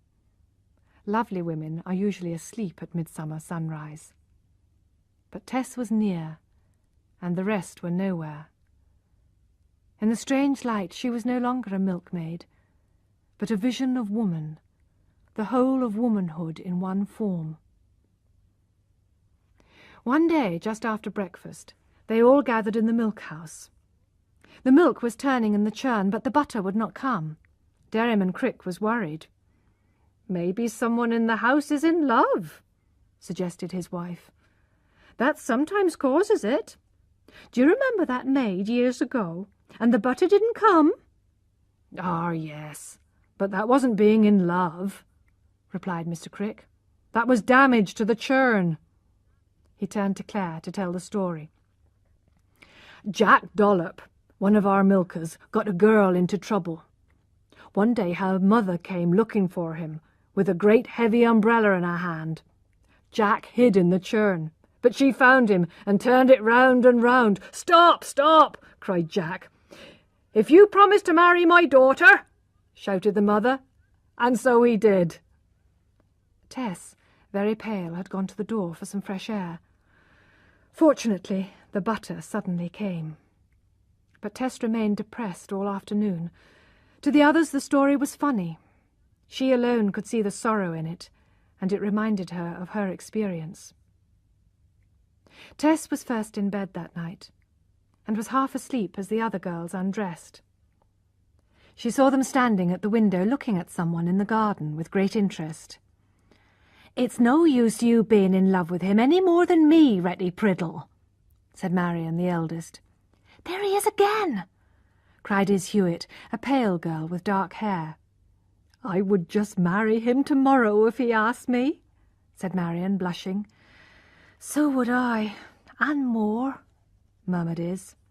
"And I too," whispered Retty shyly. "We can't all marry him," said Is. "We can't anyway," said Marion. "He likes Tess Durbeyfield best. I've watched him every day and found it out." There was a thoughtful silence. "How silly this all is," said Is impatiently. "He's a gentleman's son. He won't marry any of us, or Tess either." They all sighed and crept into their beds and fell asleep. But Tess, with her deeper feelings, could not sleep. She knew Angel Clare preferred her to the others. She was more attractive, better educated, and more womanly. She could keep his affection for her. But should she? Perhaps the others should have a chance of attracting his attention, and even of marrying him. She had heard from Mrs. Crick that Mr. Clare had spoken of marrying a country girl to help him farm, milk cows, and reap corn. Tess had promised herself she would never marry, and would never be tempted to do so. She ought to leave the field open for the other girls. Next morning, Dairyman Crick sent all the dairy people out into a field to search for garlic plants. One bite by one cow was enough to make the whole day's butter taste of garlic. It was not by accident that Clare walked next to Tess. "Don't they look pretty?" she said to him. "Who?" "Izzy Hewitt and Retty." She had decided that either would make a good farmer's wife. "Pretty? Well, yes, I've often thought so." "They are excellent dairy women." "Yes, though not better than you." Clare observed them. "She is blushing," continued Tess bravely, "because you are looking at her." She could hardly say, "Marry one of them if you really don't want a fine lady. Don't think of marrying me." From now on she tried to avoid spending time with Angel. She gave the other three every chance.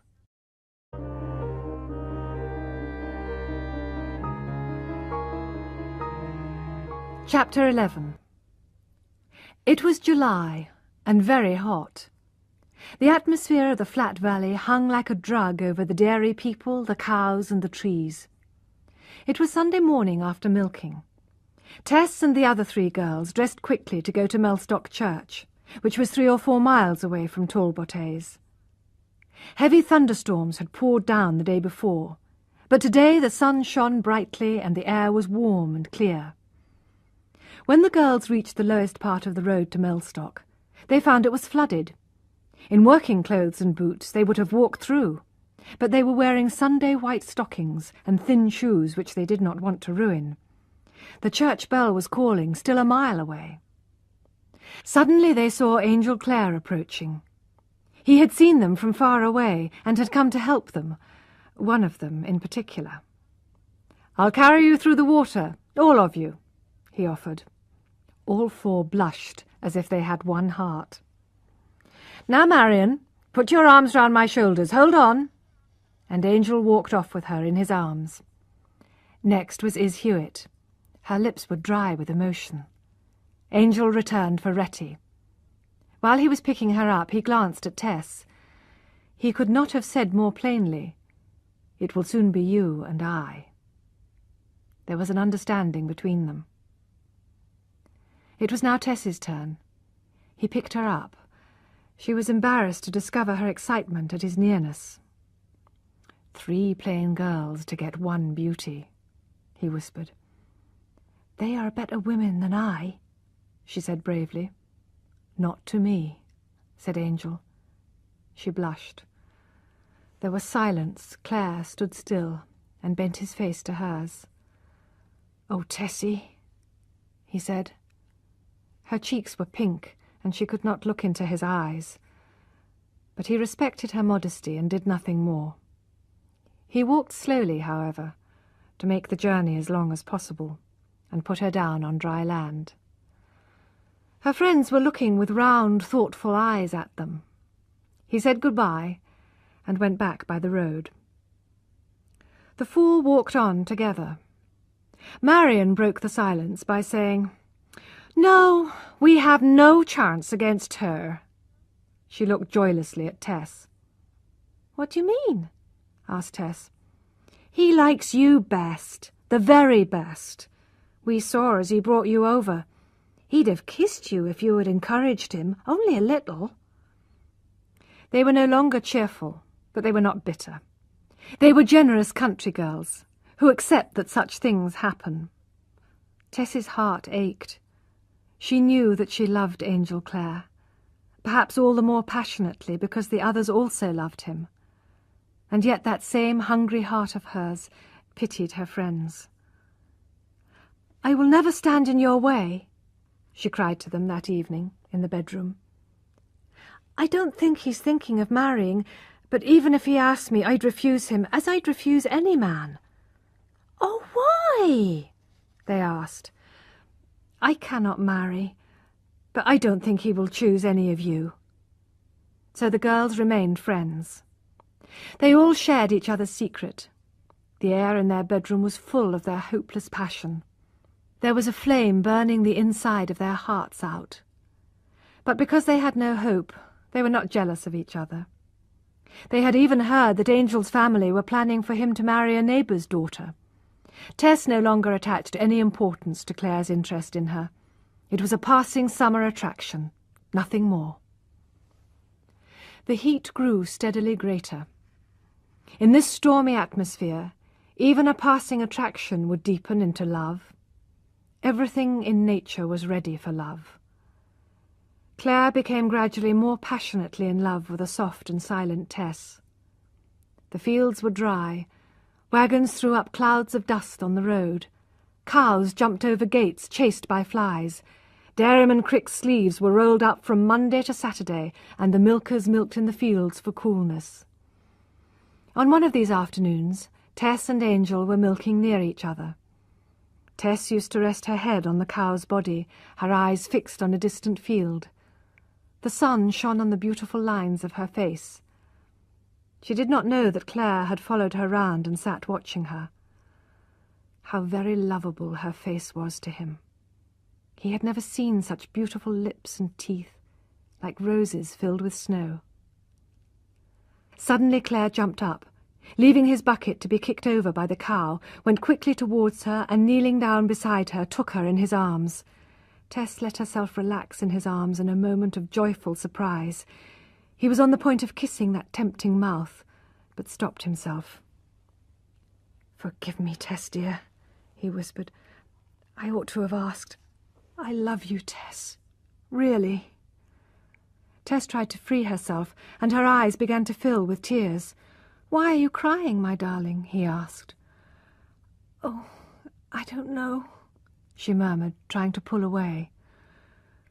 "Well, I've shown my feeling at last, Tess," he said, with a curious sigh, showing that his heart had overcome his reason. "I do love you dearly and truly. But I shall go no further now. I have surprised you." She freed herself, and they went on milking. Nobody had noticed, and when Dairyman Crick came round, there was no sign to show that there was any connection between them. Yet something had happened which was to change their whole world.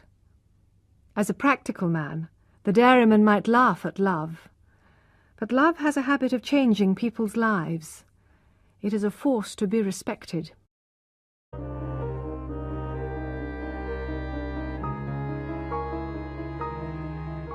The result. Chapter 12.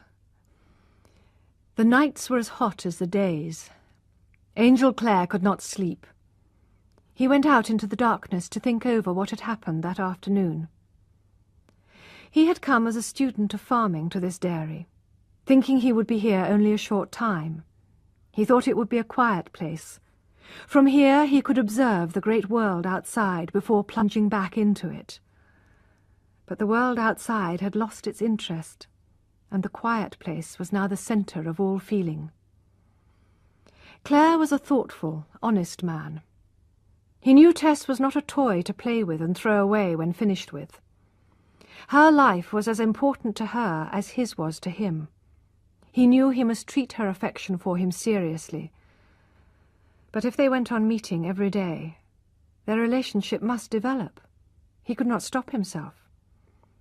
As he had not decided what purpose their relationship should have, he decided that for the moment they should meet as little as possible. But it was not easy to keep to this decision. He was driven towards her by the heat in his blood. He thought he would go and see his family. In less than 5 months he would have finished his studies here. After a few more months on other farms, he would be ready to start farming himself. Shouldn't a farmer's wife be a woman who understood farming? He rode along the narrow road towards Emminster and his parents' house. His eyes were looking not at the road, but at next year. He loved her. Ought he to marry her? What would his mother and brothers say? What would he himself say 2 years after the wedding?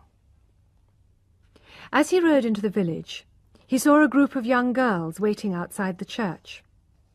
Walking quickly to join them was Miss Mercy Chant, only daughter of his father's neighbour. His parents quietly hoped Angel would marry Mercy one day. She was very good at giving Bible classes, but in Angel's mind was the face of the pretty milkmaid, who hardly ever thought of God. His family were delighted, though surprised, to see him. Angel was glad to be at home, and yet he did not feel so much part of the family as he used to. His father's religious belief was very strict, but he was a kind, honest man, and fond of his sons. However, he would have been shocked to know of the pagan pleasure in nature and pretty womanhood experienced by Angel.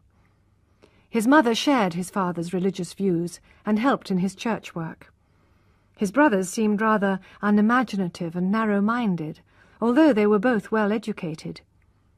They felt that anybody outside the church or university could not be respected. As he walked with his brothers, Angel felt that however lucky they were to have a university education, neither of them really saw life as it was lived. They thought farming was a poor man's job, not suitable for a gentleman. Angel felt all the more determined to keep to his choice. In the evening he spoke to his father alone after prayers. Mr. Clare told his son he had been saving the money he would have spent on his university education for him. This encouraged Angel to ask his father what sort of wife a farmer needed. A really Christian woman. Nothing else matters. For example, my neighbour Dr. Chant. But isn't the main thing that she should be able to milk cows, churn good butter, value animals, and direct farm workers? Mr. Clare had clearly never thought of this before. Yes, certainly. But I was going to say that you will never find a purer woman than Mercy Chant. Your mother and I would be very happy if you— Yes, Mercy is good, I know. But, Father, don't you think that one who is just as good and pure, and who understands farm life as well as the farmer, would be much better? After much discussion, Angel got down to details. He explained he had met a woman who was ideally suited to be a farmer's wife, who went to church regularly, who was honest, sensitive, intelligent, graceful, pure as snow, and extremely beautiful. "Is she of a good family, like Mercy?" asked his surprised mother, who had come in during the conversation. "She is not what we call a lady," said Angel firmly. "She is a cottager's daughter." "What's the advantage of good family to me? My wife will have to work hard and manage with very little money." "Mercy is educated.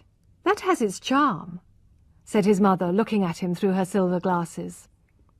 "I shall help her with her reading. She will learn fast. She's full of poetry, real poetry. She lives what poets only write. And she is a good Christian girl. I'm sure you'll value her for that." His parents already doubted Angel's religious belief, so they were almost relieved to hear this of his future wife. They told him not to act in a hurry, but they would like to see her. Although Angel was free to marry or not as he wished, he did not want to hurt his parents, and he accepted their advice. As he set off to return to the dairy and Tess, his father rode with him a little way. Mr. Clare was telling his son about the new d'Urberville family, who had taken the ancient name and lived near Trantridge. There was a young man and his blind mother. Preaching in the church there one day, Mr. Clare had spoken out bravely against the well-known wickedness of young d'Urberville, who after this had publicly insulted him when they met later. Angel was angry with d'Urberville. "Dear father, you should not let yourself be insulted like that." "It doesn't matter to me. I have a duty to point out where people go wrong. Often men have hit me, but then at least they haven't hit their families. And they live to thank me and praise God. I hope this young man does the same," said Angel warmly, "but it doesn't seem likely." "We'll hope, anyway," said Mr. Clare. "Maybe one of my words may grow like a seed in his heart one day." Angel could not accept his father's narrow religious beliefs, but he loved him for his courage. He remembered that his father had not once asked whether Tess had money or not. This lack of interest in money meant that all the brothers would probably be poor forever, but Angel still admired his father's belief that money was not important. When he returned to the dairy, in the sleepy afternoon heat, nobody was awake. Getting up so early in the morning meant the milkers really needed a sleep before the afternoon milking. It was 3 o'clock, time for skimming. There was a slight noise upstairs, then Tess appeared before his eyes. She did not see him, and stretched one arm up above her head. She yawned like a cat, and he saw the red inside of her mouth. Her whole soul breathed out physical beauty. Then her eyes flashed as she recognized him. "Oh, Mr. Clare, how you frightened me! She said, looking glad, shy, and surprised at the same time. Clare stepped forward to put his arms round her. "Dear, darling Tessie," he whispered, putting his face to her warm cheek. "Don't call me Mr. Clare any more. I've hurried back because of you." They stood holding each other, the sun warming them through the window. He looked deep into her eyes of blue and black and grey. She looked at him as Eve must have looked at Adam. "I must go skimming," she said. Together they went to the milk-house. Perhaps the Talbothays' milk was not very well skimmed that afternoon. Tess was in a dream as she skimmed. The heat of his love made her feel like a plant under a burning sun. "There's something very practical that I want to ask you," he said gently. "I shall soon want to marry. Being a farmer, I need a wife who knows all about farms. Will you be that woman, Tessie?" She looked quite worried. She had accepted that she could not help loving him, but she had not expected this result. With bitter pain she replied as she had promised herself she would. "Oh, Mr. Clare, I cannot be your wife. I cannot be." The sound of these words seemed to break her very heart. "But Tess," he said, amazed at her answer, and holding her still closer, "surely you love me?" "Oh, yes, yes. And I would rather be yours than anybody's in the whole world. But I cannot marry you," cried the sweet and honest voice miserably. "Tess, have you agreed to marry someone else?" "No, no." "Then why do you refuse me?"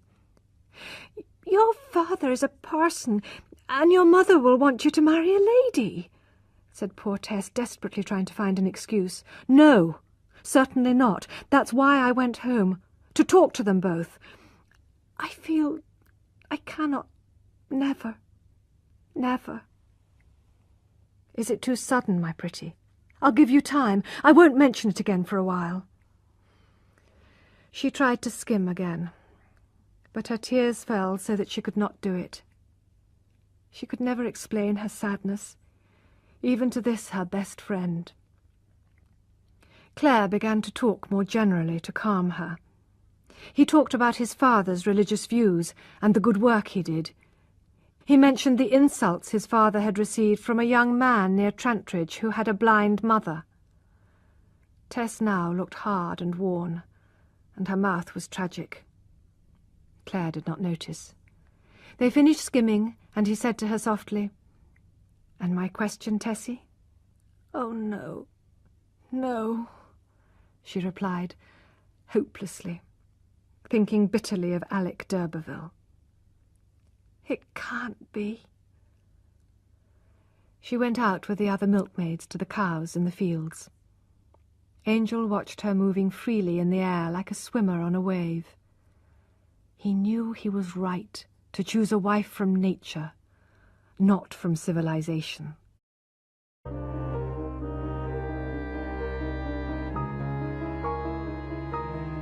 Chapter 13. Claire was not depressed by Tess's refusal, feeling sure that she would finally accept him. A few days later he asked her again, "Tess, why did you say no so positively?" "I'm not good enough." "Not enough of a fine lady?" "Yes. Your family would not respect me." "You know you're wrong. My father and mother would, and I don't care about my brothers." He held her to stop her slipping away. "You didn't mean it, did you?"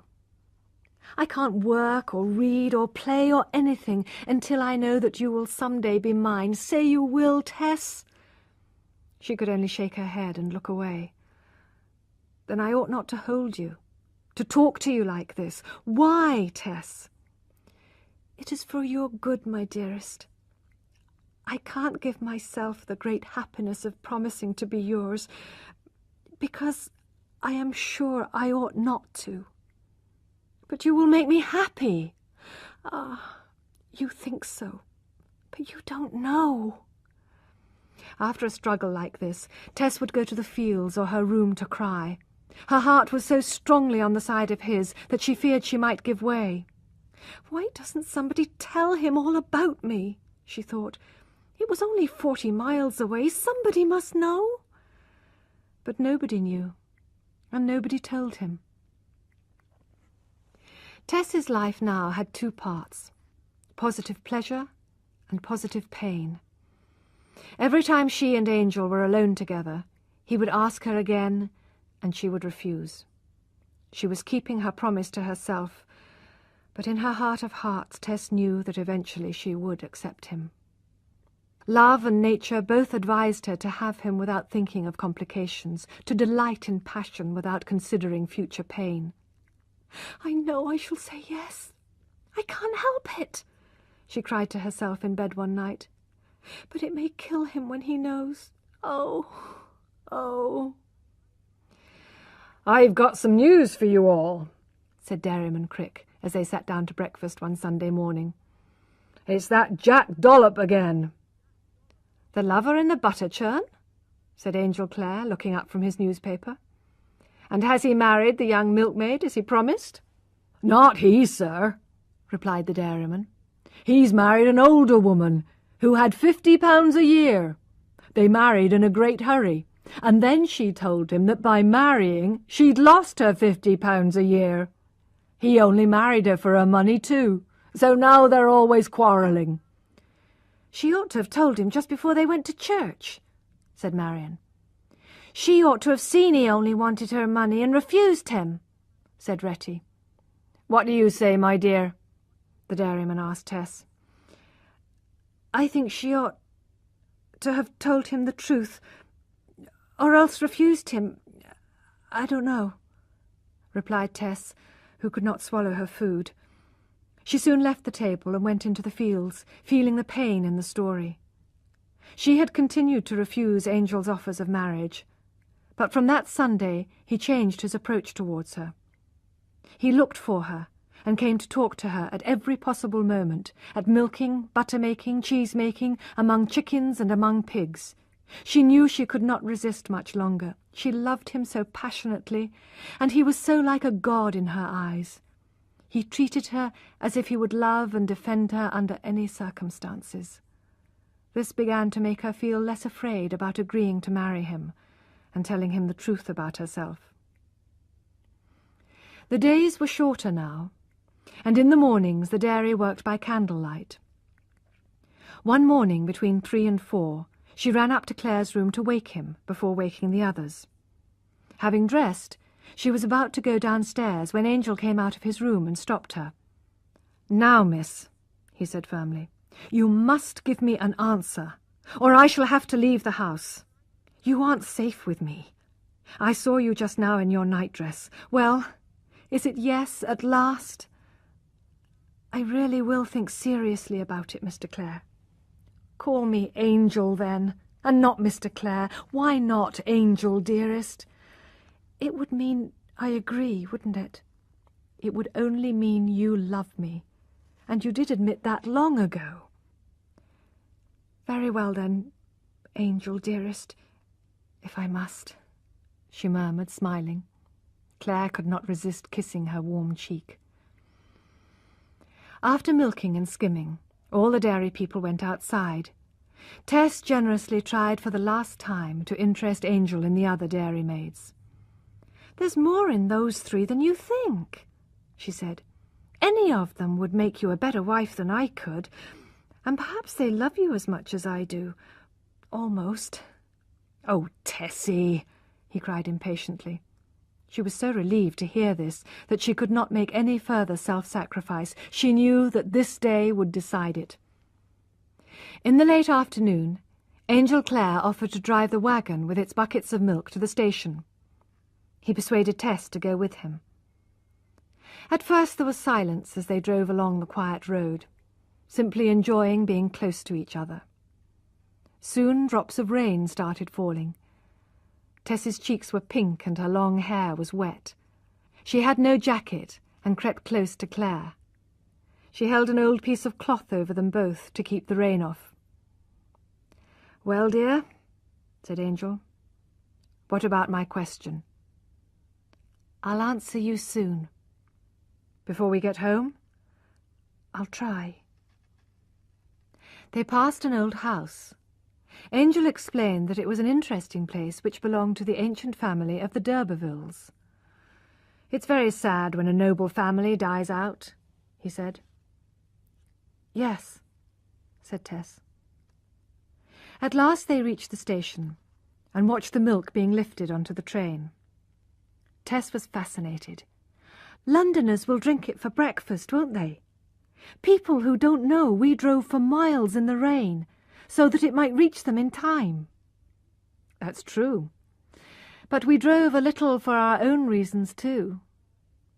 "Now, Tess," he said anxiously, as they drove away into the night, "your heart belongs to me. Why can't you give me your hand as well?" "My only reason is you... I have something to tell you.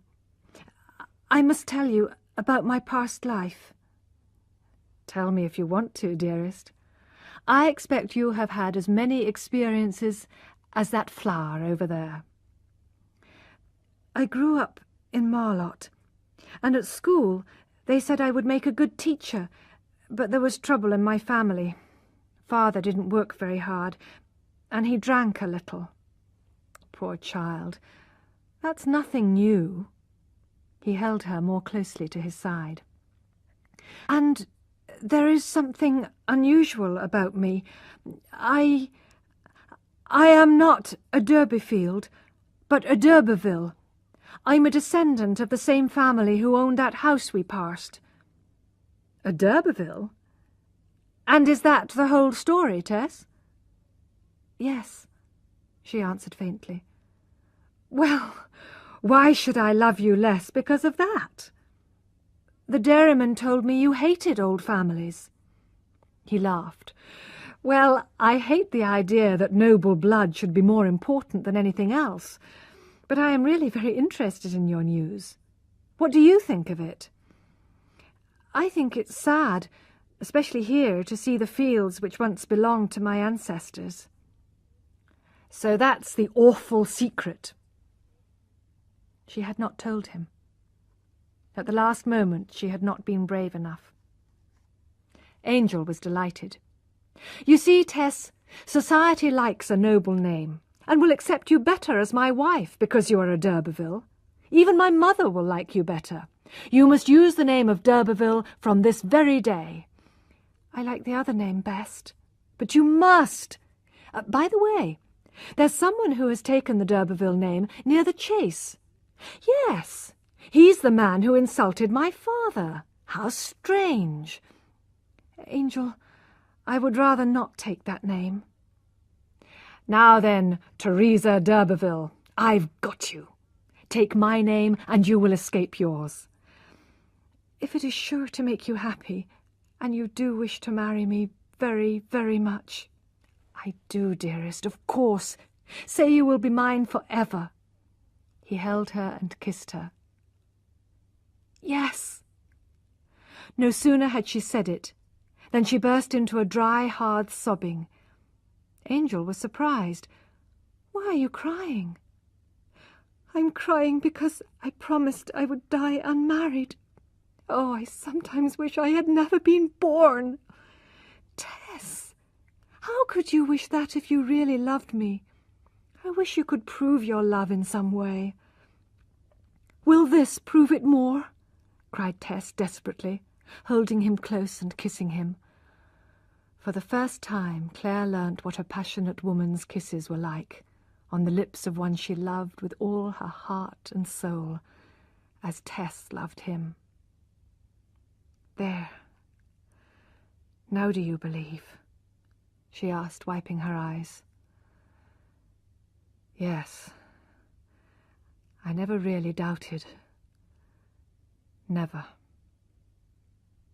They drove on in the darkness, forming one bundle under the cloth.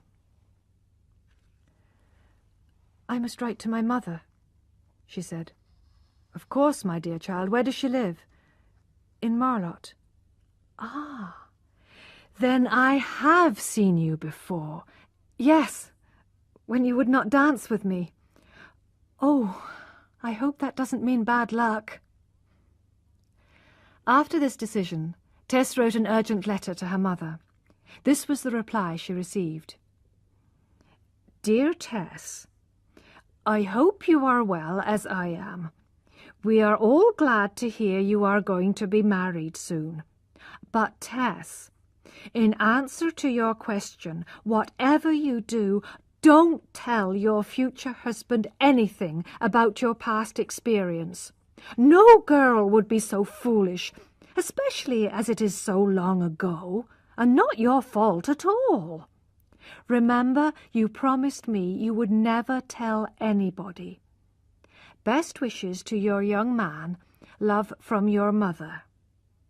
Tess could not accept her mother's view of life, but perhaps Joan was right in this. Silence seemed best for Angel's happiness. So she grew calm, and from October onwards she was completely happy. Claire seemed the perfect guide, thinker, and friend. She saw perfection in his face, his intelligence, and his soul. She dismissed the past from her mind. They spent all their time together, as country people do once they are engaged. In the wonderful autumn afternoons they walked by streams, crossing on little wooden bridges. They saw tiny blue fogs in the shadows of trees and hedges, and at the same time bright sunshine in the fields. The sun was so near the ground that the shadows of Claire and Tess stretched a quarter of a mile ahead of them, like two long pointing fingers. When Claire talked to Tess of their future, and the farm they would have abroad, she could hardly believe that she would be going through the world by his side. Her feeling for him was now the breath and life of Tess's being. It made her forget her past sorrows, but she knew they were waiting like wolves for their moment to attack. One day she cried out to Angel, "Why didn't you stay and love me when I was 16? When you danced in Marlott? Oh, why didn't you?" "Ah, yes. If only I had known. But you must not regret so bitterly. Why should you?" Hiding her feelings quickly, she said, "I would have had 4 more years of your love than I can ever have now." They had to tell the dairyman and his wife that they were planning to marry. That night, as Tess entered the bedroom, all 3 dairymaids were waiting for him. "You are going to marry him?" said Marion. "Yes, some day," said Tess. "Gonna marry him? A gentleman?" said Iz. "It's strange," said Marion, "to think Tess will be his wife. Not a fine lady, but a girl who lives like us." "Do you all hate me for it?" asked Tess in a low voice. "I want to hate you, but I cannot," said Retty. "That's how I feel," said Marion and Iz. "He ought to marry one of you," murmured Tess. "You are all better than I am." "No, no, dear Tess," they all said. "I think I ought to make him marry one of you even now," she sobbed. They went up to her and calmed her and helped her to bed. Before they went to sleep, Marion whispered, "You will think of us when you are his wife, Tess, and how we did not hate you because we did not expect to be chosen by him." The girls did not know that Tess cried even more at this, and that she decided she would tell Angel all her history. Because of this, she would not set a date for the wedding. She wanted to stay as she was, not move forward into a new life. But soon it was clear that the dairyman did not want so many dairymaids at this time of year. Tess would have to leave the dairy at Christmas. "I'm afraid I'm glad of it," said Angel to her, "because now we must decide when to marry. We can't go on like this forever. I wish we could. I wish it could be always summer and autumn, with you always loving me. I always shall. Oh, I know you will. Angel, I'll fix the day." So they decided on the 31st of December. The wedding was to take place as privately as possible at the dairy. Tess now felt she could not stop things happening, and agreed passively to whatever Angel suggested. In fact, Angel's plans were a little hurried. He had not meant to marry so soon, but he wanted to keep her with him, to help her with her reading and studying, so that he could present her proudly as a lady to his parents. He also planned to spend some time studying work in a flour mill. They could spend their honeymoon staying in the old farmhouse which had once belonged to the d'Urbervilles, while Angel studied at the mill nearby. The day, the impossible day of their wedding, came closer. His wife, Tess said to herself. Could it ever be? Angel and Tess decided to spend a day together shopping on Christmas Eve. They went into town in a borrowed carriage. The town was full of strangers who stared at Tess, happy and beautiful on Angel's arm. At the end of the day, Tess was waiting for Angel to bring the horse and carriage when 2 men passed her in the street. "She's a lovely maiden," one said to his friend. "She's lovely, yes, but she's no maiden," replied the other. Angel returned at that moment and heard these words. Wildly angry at this insult to Tess, he hit the man in the face. The man said quickly, "I'm sorry, sir. I must have made a mistake." Angel accepted this, gave the man some money, said good night, and drove off with Tess. The 2 men went in the opposite direction. "And was it a mistake?" asked the second man. "Certainly not," said his friend. On the way home, Tess was very serious. She felt she could not tell him the truth to his face, but there was another way. So she went to her room and wrote a 4-page letter describing exactly what had happened 3 or 4 years ago.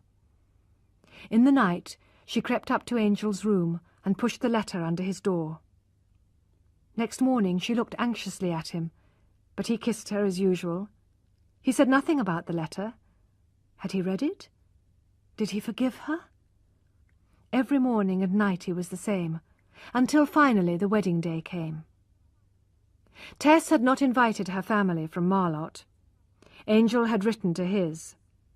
His brothers had not replied, and his parents wrote that they hoped he was not hurrying into marriage, but that he was old enough to decide for himself.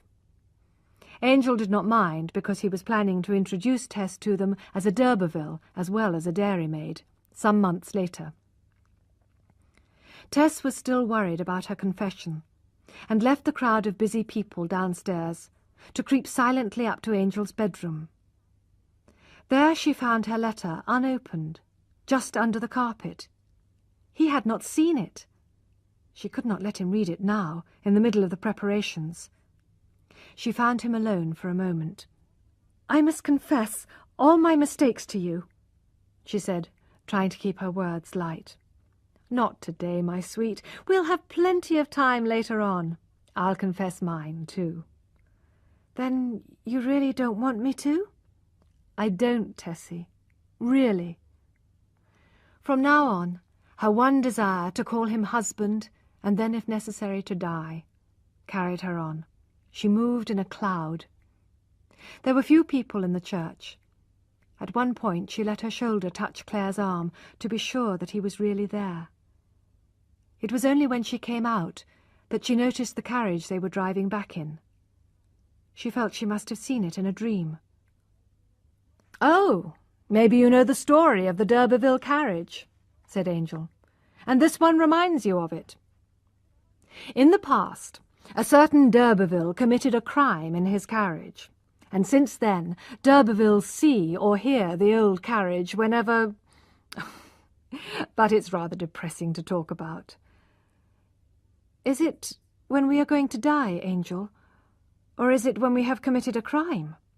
"Now, Tess." He kissed her, but she had no energy left. She was now Mrs. Angel Clare. But wasn't she really Mrs. Alexander d'Urberville? Later that afternoon they left the dairy. All the dairy people watched them leave, and Clare kissed the dairymaids good-bye. As he was thanking the dairyman, a cock crowed just in front of him. "That's bad," whispered the dairymen to each other, "when a cock crows at a husband like that," and they laughed together behind their hands. "Go away!" shouted Mr. Crick at the cock. Later he said to his wife, "Why did it have to crow at Mr. Clare like that?" "It only means a change in the weather," said Mrs. Crick. "Not what you think. That's impossible." Tess and Angel arrived at the old d'Urberville farmhouse. It was empty, although a woman came to cook and clean for them. They had their tea together, and Clare delighted in eating from the same plate as Tess. Looking at her, he thought, "Do I realize how important I am to this woman, and how I must look after her? I must never forget to think about her feelings." It started to rain as it grew dark outside. Finally a man arrived from the dairy with their bags. "I'm sorry I'm late, sir," he said, "but terrible things have been happening at the dairy. You remember the cock crowing? Well, whatever it means, poor little Retty Priddle has tried to drown herself." "What happened?" asked Angel. "Well, after you left, she and Marion walked from one public house to another, drinking. Retty was found in the river later on, and Marion was found drunk in a field." "And Iz?" asked Tess. "Iz is at home as usual, but very sad and depressed."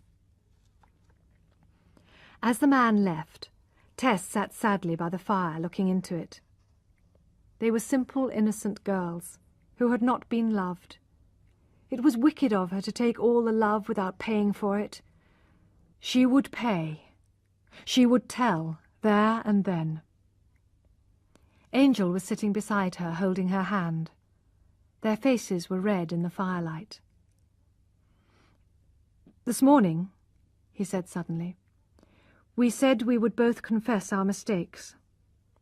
I must tell you something, and you must forgive me.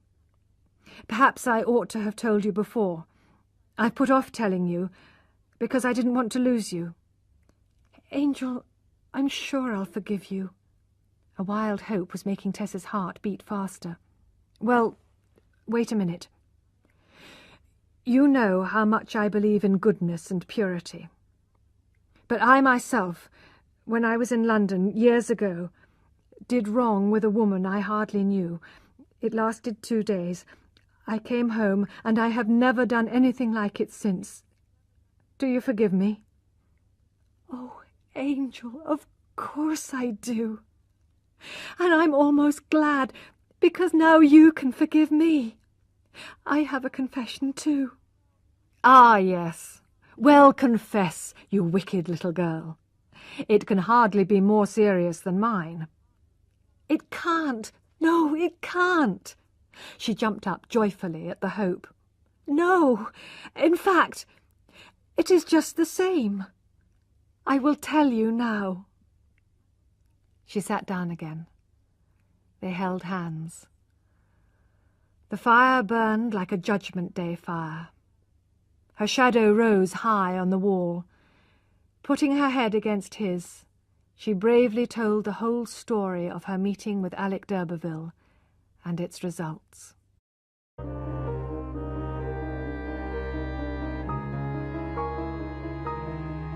The Woman Pays.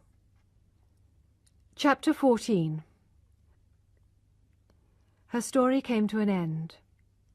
She had not raised her voice. She had not cried. But things seemed to change as the story progressed. The fire looked as if it was laughing at her troubles. All the objects around her appeared not to care about her tragic history. And yet it was only a short time since he had been kissing her. Everything looked different now. Claire stirred the fire. It was unnecessary, but he felt he had to do something. He had not really taken in the whole story yet. He stood up. Now, as he began to understand the story in its full horror, his face was like an old man's. He made uncertain movements, because everything in his head was vague and uncertain. He could not make himself think clearly. Tess, can I believe this? Are you mad, perhaps? My wife, my Tess? You aren't mad, are you? I am not, she said. And yet, he said, looking strangely at her, why didn't you tell me before? Oh, yes, you would have told me, in a way, but I stopped you, I remember. He was talking, but could not think at the same time. His brain seemed to have stopped working. He turned away from her. Tess followed him and stood there, staring at him with dry eyes. Then she went down on her knees beside him. In the name of our love, forgive me, she whispered with a dry mouth. I have forgiven you for the same. And as he did not answer, she said again, Forgive me as you are forgiven. I forgive you, Angel. You... yes, you do. But you do not forgive me. Oh, Tess, it's not a question of forgiveness. You were one person. Now you are another. How can forgiveness put that right? He paused, considering this. Then suddenly he started laughing in an unnatural, horrible way. It was like a laugh out of hell. Don't! Don't! She cried, her face dead white. It kills me, that laugh. Angel, do you know what you're doing to me? I've been hoping, longing, praying to make you happy. I know that. I thought, Angel, that you loved me. Me, my very self. If you do love me, how can you treat me like this? It frightens me. Having begun to love you, I will love you forever, in all changes, in all troubles, because you are yourself. I ask no more. Then how can you, my husband, Stop loving me! I repeat, the woman I have been loving is not you. But who is she? Another woman, in your shape. Suddenly she realized how he saw her. For him, she was a guilty woman pretending to be an innocent one. There was terror in her white face as she saw this. She could not stand, and he stepped forward, thinking she might fall. "Sit down," he said gently. "You are ill, and I am not surprised." She sat down, her face still full of fear and her eyes wild. "I don't belong to you any more, then, do I, Angel?" she asked helplessly. And at last the tears came. Claire watched her sobbing, and waited until the first violence of her emotion had passed. "Angel," she said suddenly in a normal voice, "am I too wicked for us to live together?" "I haven't had time to think what we should do." "I won't ask you to let me live with you, Angel, because I have no right to. I won't write to tell my family we are married, as I said I would." "Won't you?" "No. I won't do anything unless you order me to. And if you go away, I won't follow you. And if you never speak to me again, I won't ask why, unless you tell me I can."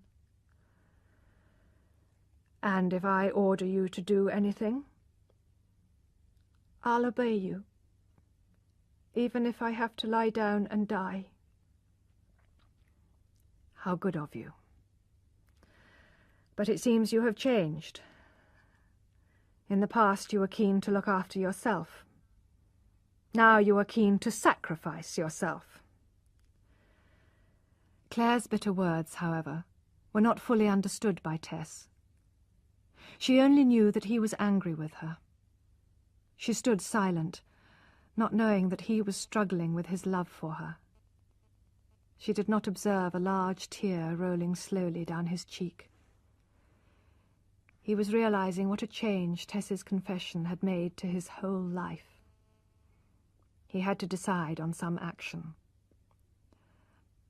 "Tess," he said as gently as he could, "I can't stay here just now. I'm going out." He quietly left the room. 2 glasses of wine, ready for their supper, remained untouched on the table. Only 2 or 3 hours earlier, they had drunk tea from the same cup. As he closed the door behind him, Tess jumped up. He had gone. She could not stay. She put out the candles and followed him. The rain was over, and the night was now clear. Claire walked slowly and without purpose. His shape was black and frightening. She walked just behind him. There was water on the road, where the stars could be seen reflected. Away from the house, the road went through the fields. She followed Claire as a dog follows its owner. Eventually, Tess could not help speaking to him. "What have I done? Nothing interferes with my love for you. You don't think I planned it, Angel, do you? I would not deceive you like that." Well, no. Maybe you would not. But you are not the same. No, not the same. But don't make me blame you." She went on, begging for forgiveness. Perhaps she said things that would have been better left to silence. "Angel, Angel, I was a child when it happened. I knew nothing of men." "I admit it was not so much your fault as his." "Then won't you forgive me?" "I do forgive you. But forgiveness isn't everything." "And do you love me?" He did not answer this question. "Oh, Angel, My mother says she knows several cases which were worse than mine, and the husband has not minded much. Well, he has accepted it at least. And in those cases the woman hasn't loved him as I love you. Don't, Tess. Don't argue. Those are just country people's ways. There is a correct way of doing things. I think that parson who discovered you were a d'Urberville should have kept quiet. Perhaps you were weak and could not refuse this man because your ancient noble blood has run thin, because your family is no good any more. I thought you were a child of nature, but you have the worst of your ancient family in you. Tess accepted his bitterness, not understanding the details. He did not love her as he had done, and nothing else mattered. They went on again in silence. They walked slowly for hours, with sad, anxious faces, not talking, one behind the other, like a funeral procession. Tess said to her husband, "I don't want to cause you sadness all your life. The river is down there. I can put an end to myself in it. I am not afraid." "Don't talk like that. Do what I ask. Go back to the house and go to bed." "I will," she said obediently. When she returned to the house, she found everything as they had left it, and the fire still burning. She went to the bedroom. There was a mistletoe branch hanging above the bed. Now she understood why Angel had brought a strange parcel with him. It was to surprise her. He had delightedly hung it there. Now it looked foolish and out of place. As she had nothing more to fear, and nothing more to hope for, she lay down. In a few moments, lonely Tess was asleep, in the bedroom once used by the young wives of her ancestors. Later on that night, Claire also came back to the house. He prepared a bed downstairs, but crept shoeless upstairs to see if Tess was asleep. He was relieved to see her sleeping deeply, and yet he felt he alone had the whole worry of what action to take, and the responsibility for her life as well as his. He turned away from her door, and then turned back again, pulled by his love for her. But his eye was caught by a painting on the wall of one of Tess's ancestors, a proud, fierce woman, who looked as if she hated and wanted to deceive all men.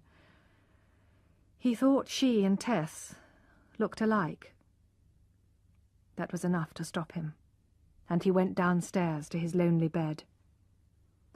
He looked calm and cold, full of self-control. His face showed he had fought against passion and won, but did not like being the winner. He still found it difficult to accept that Tess, the pure village maiden, was not what she seemed. How unexpected life could be. He put out the candle. The night came in, unconcerned and uninterested. The night which had swallowed up his happiness.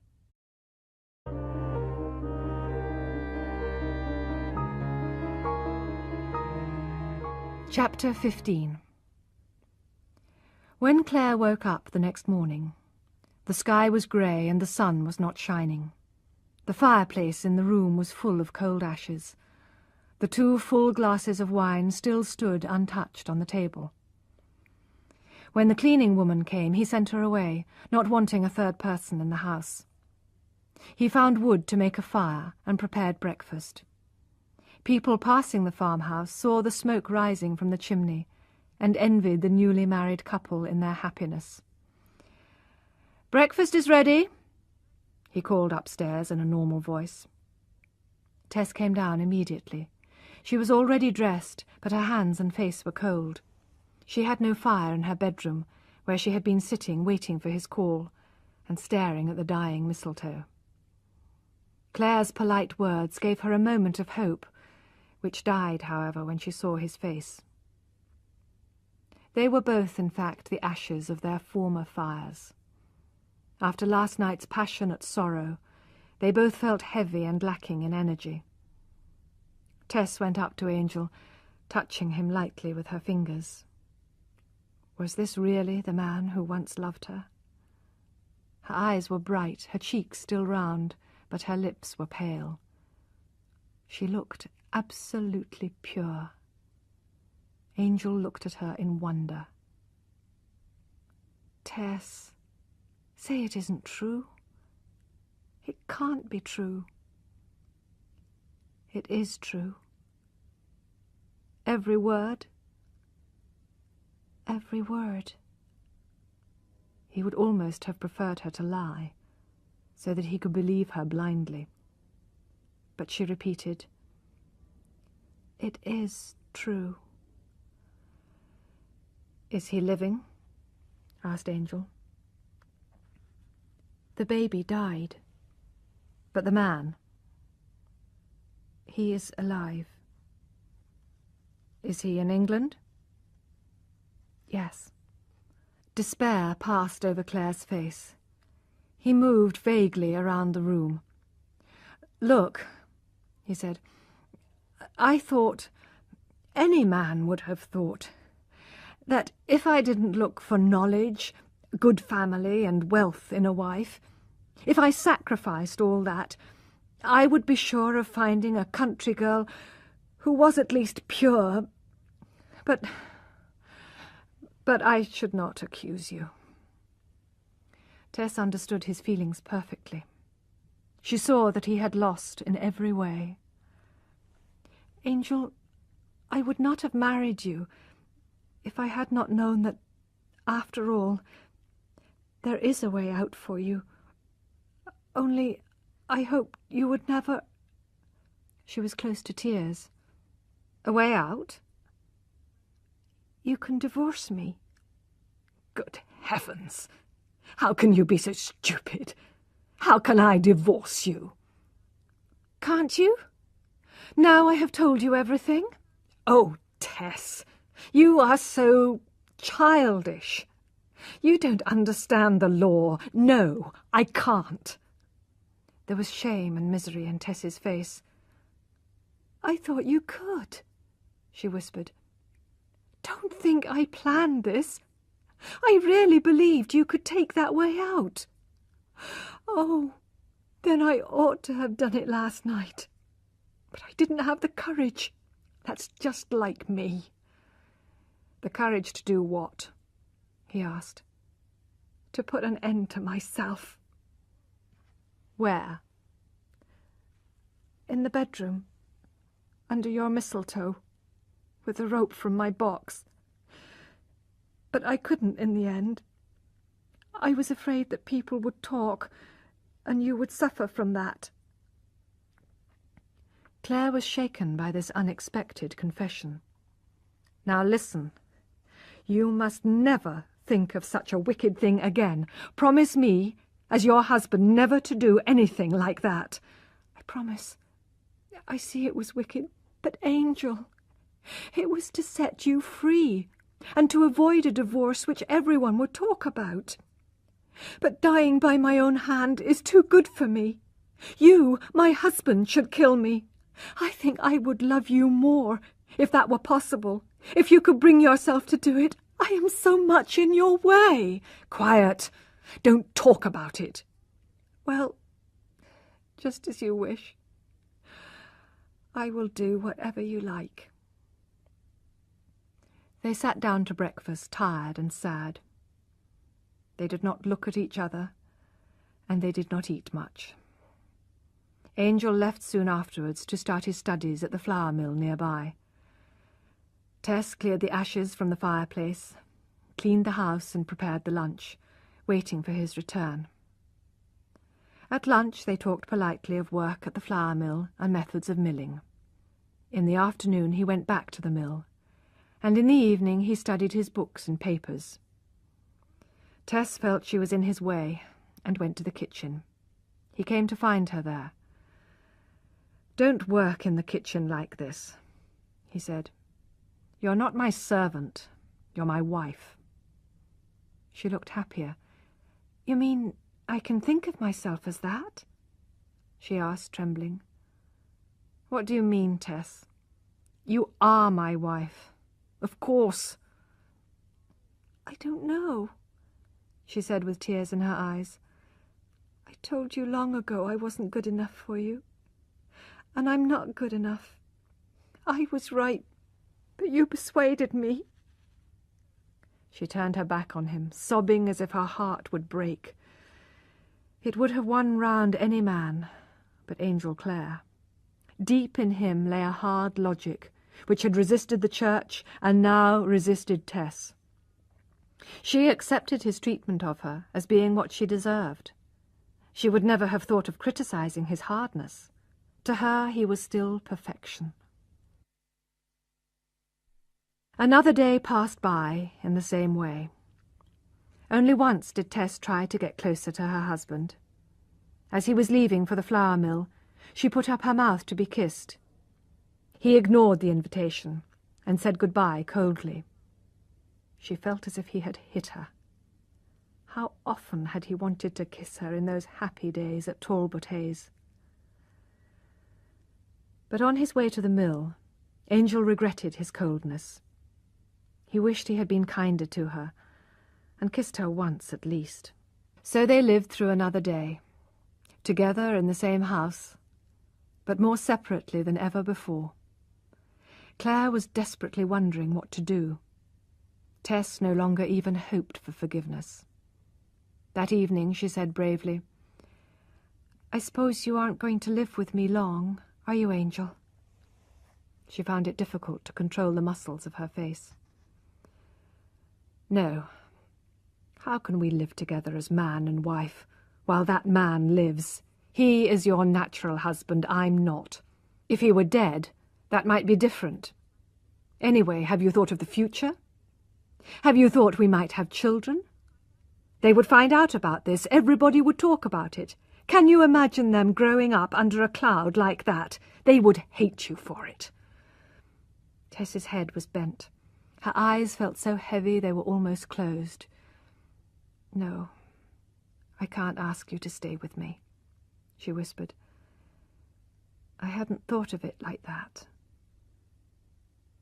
She had hoped, as women do, that living together for a time would break down his coldness.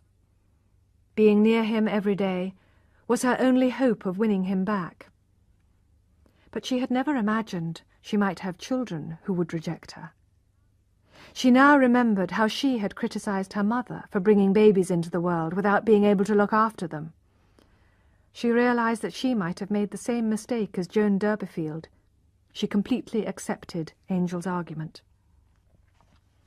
She could have argued that if they went as planned to farm in another country, nobody would know about her past. But perhaps she was right not to argue. A woman knows not only her own sorrow, but also her husband's. He might keep the bitterness alive in his heart, even if nobody knew or talked about it at all. She had lost. On the third day, she said, "I accept what you say. We must separate." "But what can you do?" "I can go home." Clare had not thought of that. "Can you really?" "Yes. If I am with you all the time, I may persuade you to stay against your better judgment. Then you and I would both be sorry. I must go." "Right," said Angel. His face was pale, but his voice was determined. Tess was slightly shocked. He had agreed so quickly to her generous offer. "I didn't like to suggest it," he said. "But as you have, I think it's a good idea to part, at least for a while. God knows, we may come together again one day." So they both prepared to leave the following day. That night, Tess was woken by a noise in the house. At first she thought Angel was coming to her bedroom, and her heart beat wildly with joy. But then she saw his eyes staring emptily ahead of him, and knew he was walking in his sleep. He came to the middle of her room and said very sadly, "Dead, dead, dead. Poor darling Tess, so sweet, so good, so pure. My wife, dead. These words, which he would never say when awake, were very sweet to Tess. She would not have moved to save her life. She lay in absolute stillness, trying not to breathe, wondering what he was going to do with her. Her trust in him was complete. He picked her up and carried her to the stairs. Was he going to throw her down? She knew he was leaving her the next day, perhaps forever. She almost hoped they would fall and die together. He continued downstairs, taking her out of the house towards the river. She had given herself totally up to him, and did not care what happened to her, as long as she was with him. They arrived at a place where the river was fast and deep, and Angel started to cross it on the narrow footbridge, still holding Tess. Perhaps he wanted to drown her. Even that would be better than separation. As they crossed, the water rushed fiercely below them. If Tess had moved in his arms, they would both have fallen into the dangerous water. But she had no right to take his life, although her own was worthless. So she stayed still. Angel walked purposefully towards a ruined church near the river. Against the old wall was an empty stone tomb. In this he carefully laid Tess, and kissing her lips, sighed deeply and happily. He immediately lay down on the ground next to the tomb and looked fast asleep. Tess stepped out of the tomb and managed to persuade Angel to walk back to the house without waking him. It was very cold outside, and both had only night clothes on. She helped him to his sofa bed in the living room, and he still did not wake up. Next morning, he seemed to remember nothing of the night's experiences, and Tess did not refer to his sleepwalking. They finished packing and left the farmhouse, where they had hoped to be so happy. After driving some distance, Angel stopped the carriage to get down and continue on foot. Tess was going further on in the carriage. He spoke seriously to her as they separated. "Now remember," he said, "I am not angry with you, but I cannot bear to live with you at the moment. I will try to accept it, but until I come to you, you should not try to come to me." The punishment seemed a heavy one to Tess. Had she really deserved this? "May I write to you?" "Oh, yes, if you are ill or need anything. You probably won't, so I might be the first to write." "I agree to the conditions, Angel, because you know best. Only don't make it too much for me to bear." That was all she said. If she had sobbed or fainted or begged him, he would probably have given way. But she made it easy for him. He gave her some money and they said goodbye. He stood on the road watching the carriage continue up the hill, secretly hoping that Tess would look back. But she was lying half dead with misery inside. He turned to walk on alone, not realizing that he still loved her.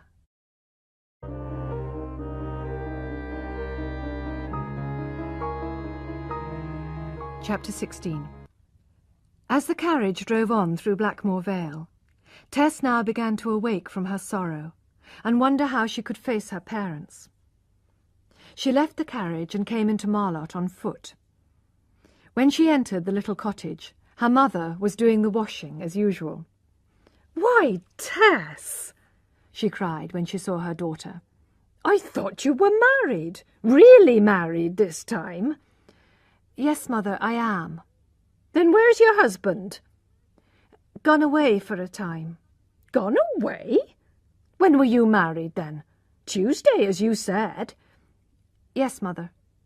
Married on Tuesday, and today it's only Saturday and he's gone away? What strange husbands you seem to find, Tess. Mother. Tess ran across to Joan and put her head on Joan's shoulder. You told me I mustn't tell him, but I did. I couldn't help it.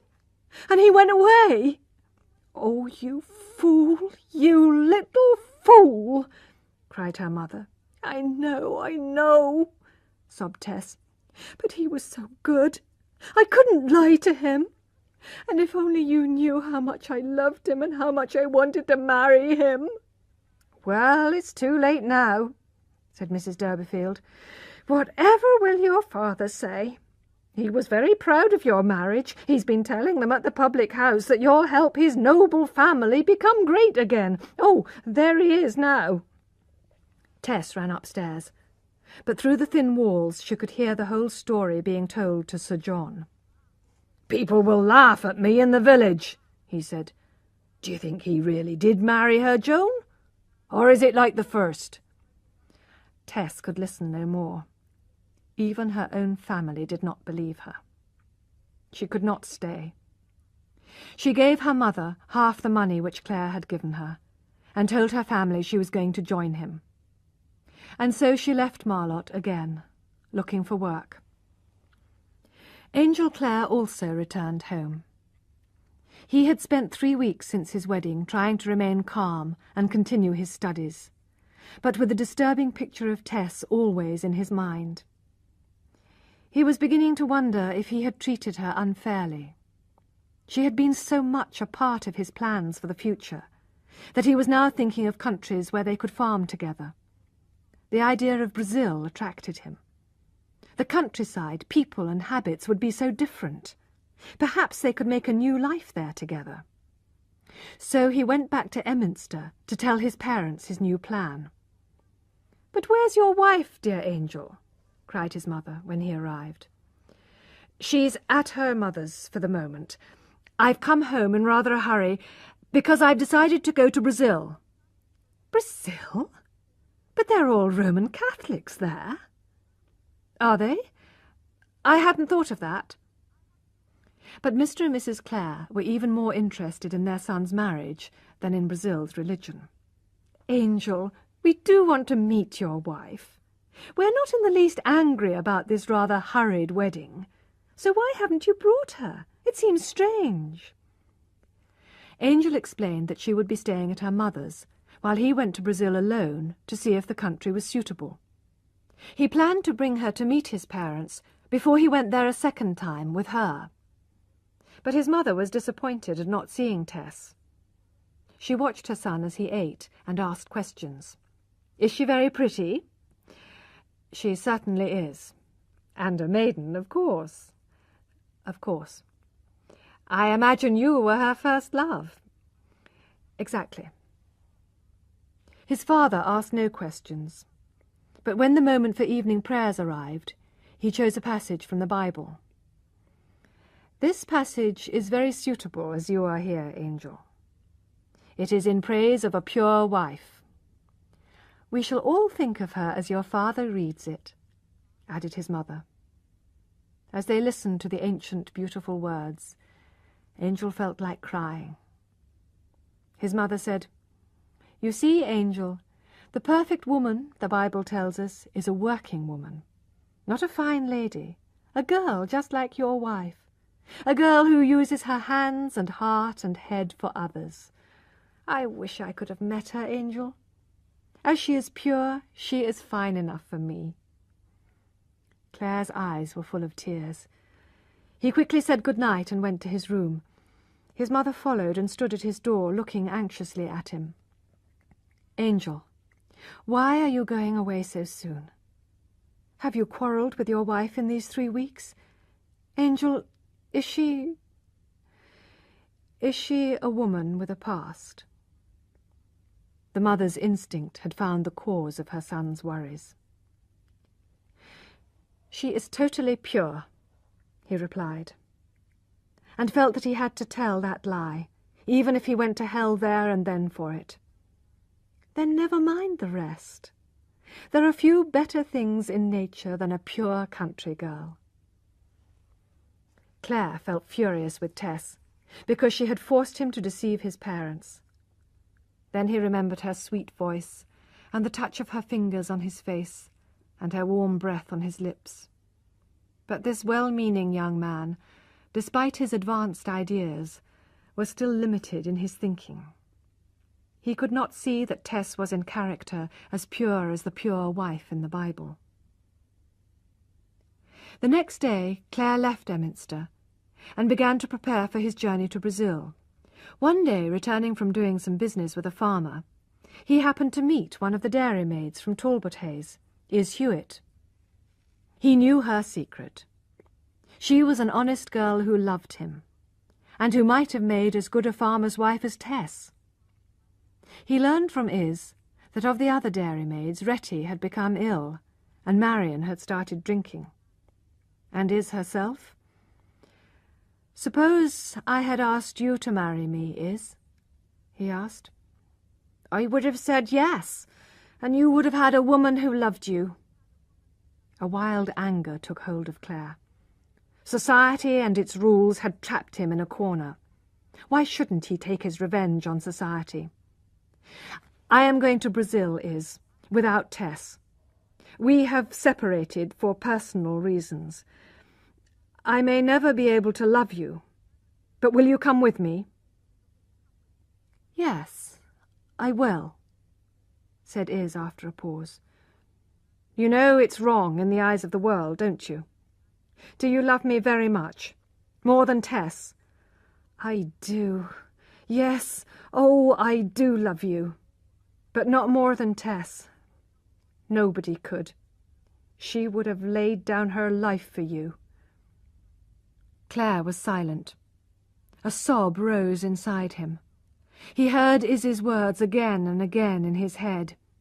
She would have laid down her life for you. "I'm sorry, Iz," he said suddenly. "Please forget what I said just now. I must be mad." "Oh, please take me. Oh, I shouldn't have been so honest," sobbed Iz. "Iz, by your honesty, you have saved me from doing something wicked. Thank you for that, and please forgive me."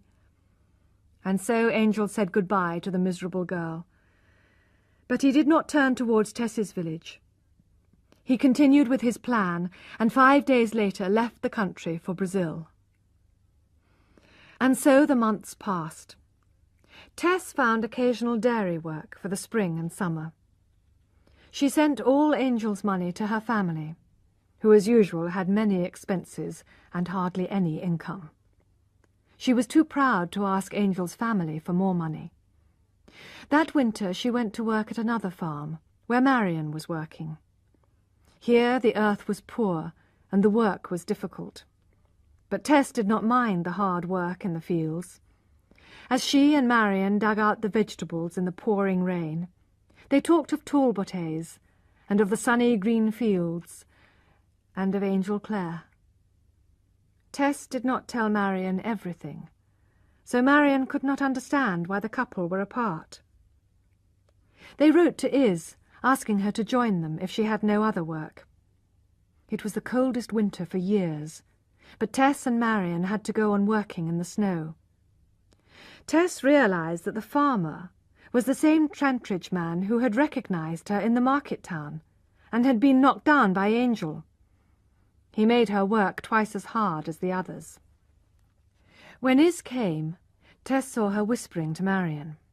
Tess had a feeling it was important. "Is it about my husband?" she asked Marion later. "Well, yes. Iz said I shouldn't tell, but he asked her to run away to Brazil with him." Tess's face went as white as the snow on the ground. "What happened?" "He changed his mind, but he was going to take her." Tess burst out crying. "I must write to him. It's my fault. I shouldn't have left it to him. He said I could write to him. I've been neglecting him." But in the evening, in her room, she could not finish her letter to him. She looked at her wedding ring, which she wore round her neck in the day, and kept on her finger all night. What kind of husband would ask Iz to go to Brazil with him, so soon after parting from his wife? But this new information made her think again of visiting Angel's family in Emminster. She wanted to know why he had not written to her. She could meet his parents, who would surely be kind to her in her loneliness. So she decided to walk there from the farm at Flintcomb Ash on a Sunday, her only free day. It was 15 miles each way. She dressed in her best, encouraged by Marion and Iz, who sent her on her way at 4 o'clock in the morning. The girls sincerely loved Tess and wished for her happiness. It was a year since her wedding, and on that bright, cold morning her unspoken hope was to win over her husband's family, and so persuade him back to her. Although she started cheerfully, she began to lose her courage as she approached Emminster. The church looked forbidding. Perhaps the rather strict parson would not approve of her travelling so far on a Sunday. But she had to go on. She took off her thick walking boots and hid them behind a tree, changing into her pretty shoes. She would collect the boots on the way out of town. She took a deep breath and rang the bell at the parson's house. Nobody answered. She tried again. Silence. It was almost with relief that she turned and walked away. Then she suddenly remembered that they must all be at church. So she waited in a quiet part of the street until people began to stream out of church. She immediately recognized Angel's brothers and even overheard some of their conversation. "Poor Angel," one of them said. "There's that nice girl Mercy Chant. Why on earth didn't he marry her instead of rushing into marriage with a dairymaid? It's certainly very strange, but his ideas have always been most odd." They joined Mercy Chant as she came out of church, and walked together along the road Tess had walked into Emminster. "Look, here's a pair of old boots," said one of the brothers, noticing Tess's boots behind the tree. "Excellent walking boots, I see," said Miss Chant. "How wicked to throw them away. Give them to me. I'll find a poor person who would like them." Tess walked quickly past them, tears running down her face. She continued walking as fast as she could, away from Emminster. How unlucky that she had met the sons, and not the father. Angel's parents would have taken poor, lonely Tess to their hearts immediately, as they did every other lost soul, without thought of family or education or wealth. She grew more and more tired and depressed as she walked the 15 miles back to Flintcomb Ash, where only hard work awaited her. But on the way she noticed a crowd listening to a preacher, and she stopped for a while to join them. The preacher was describing with enthusiasm how he had been wicked for years, and how a certain parson had pointed it out to him. This had gradually turned him from wickedness. But Tess was more shocked by the voice than the words. She moved round behind the crowd to look at his face. As the afternoon sun shone full on him, she recognized Alec d'Urberville.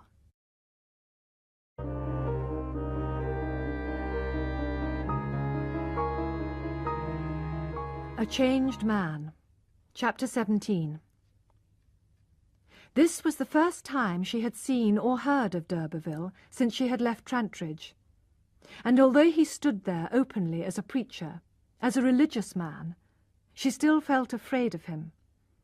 He had changed his clothes, his hair, his moustache, and his expression. But could she really believe that he had changed his most secret thoughts and beliefs? As soon as she recovered from her surprise, she moved away so that he would not notice her.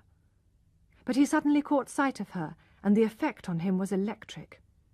His enthusiasm faded, his voice hesitated, his lips trembled, his eyes dropped in confusion. Tess walked rapidly away along the road. However, as she walked, she felt he must be looking at her back as she walked away. And now she knew she could never escape the past as she had hoped. Reminders of her past would surround her until she died. As she walked uphill, she heard footsteps behind her, and turning saw that it was the one person in the whole world she did not want to meet this side of the grave. Tess, he said, I'm Alec d'Urberville. I see you are, she said coldly. They walked on together. You may wonder why I'm following you. Well, I feel you are the person I would most like to save from hell, so I have come to do that. Have you saved yourself? Tess asked bitterly. God has done it all, not me. I must tell you how I came to believe in him. Have you ever heard of the parson of Emminster, old Mr. Clare? A very strict, sincere man. I have, said Tess. Well, he came to Trantridge once and tried to show me how wicked my life was. I insulted him at the time, but later my mother died, and somehow I began to think about what old Mr. Clare said. Since then, my one desire has been to help others to understand God too. Don't go on, cried Tess. I can't believe in such a sudden change. I almost hate you for talking to me like this, when you know how you've ruined my life. You enjoy yourself for a while, and then you make sure of your place in heaven. As she spoke, she looked him full in the face with her great beautiful eyes. Don't look at me like that, said Alec. Your eyes remind me of, well, women's faces have too much power over me. Don't look at me. It might be dangerous for you. Eventually they came to a crossroads, where a strange stone stood. It was a lonely, unfriendly place, where people did not like to stay for long. Alec stopped here. I must go to the right here. I'm preaching at 6 this evening. Tell me, how has your life been since we last met? Tess told him about the baby. Alec was shocked. You should have told me. But before we part, come, put your hand on this stone. It was once a holy cross. I'm afraid of your power over me. Swear on the cross that you will never tempt me into wickedness. Good God! How can you ask such an unnecessary thing? I don't want to see you ever again. No, but swear it. Tess placed her hand on the stone and swore. I shall pray for you, called Alec as he walked away. Who knows? We may meet again. Tess went on her way feeling upset, and soon met a man on the road. He told her that the cross was not religious, but marked the place where a criminal was put to death and buried. Trembling a little at this information, she finally arrived at Flintcomb Ash. One day the following week, when Tess was working in the fields as usual, Alec d'Urberville came to see her. He explained to her that he intended to sell his land at Trantridge and go to help poor people in Africa. Will you help me put right the wicked thing I did to you? Will you be my wife? Oh, no, sir, she cried, horrified. Why not? Disappointment was visible in his face.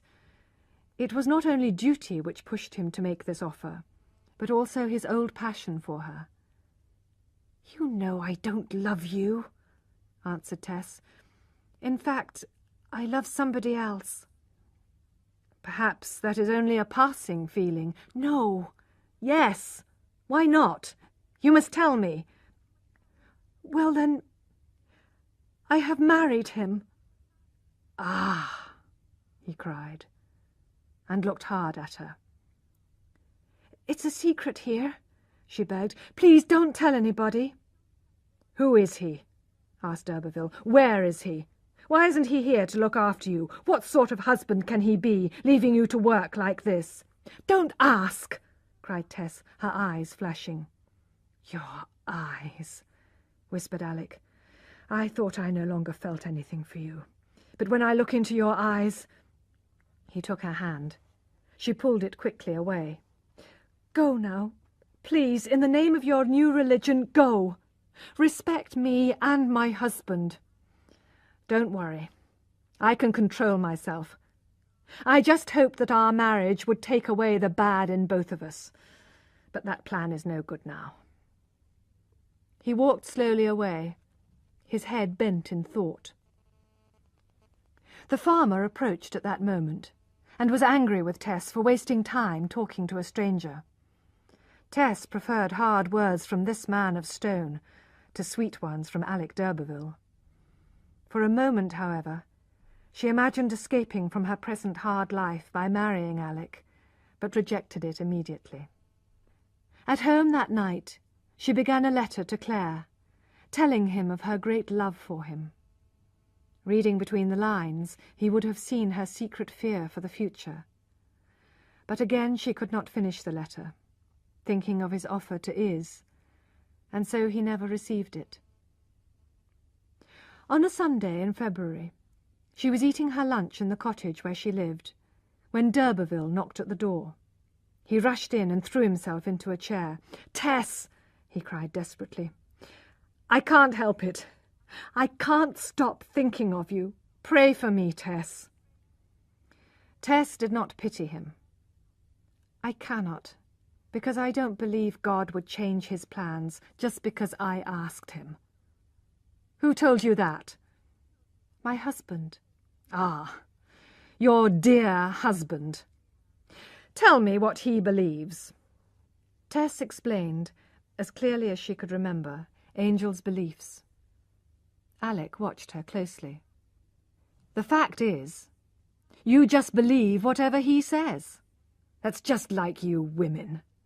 "Ah, that's because he knows everything," Tess replied with enthusiasm. "What is good enough for him is good enough for me." Interesting," murmured d'Urberville. "Perhaps he understands religion better than old Mr. Clare.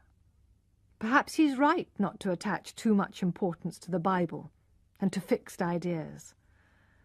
Perhaps I was wrong to become a preacher. Today I should be preaching at 2:30, and here I am. My passion for you was too strong for me."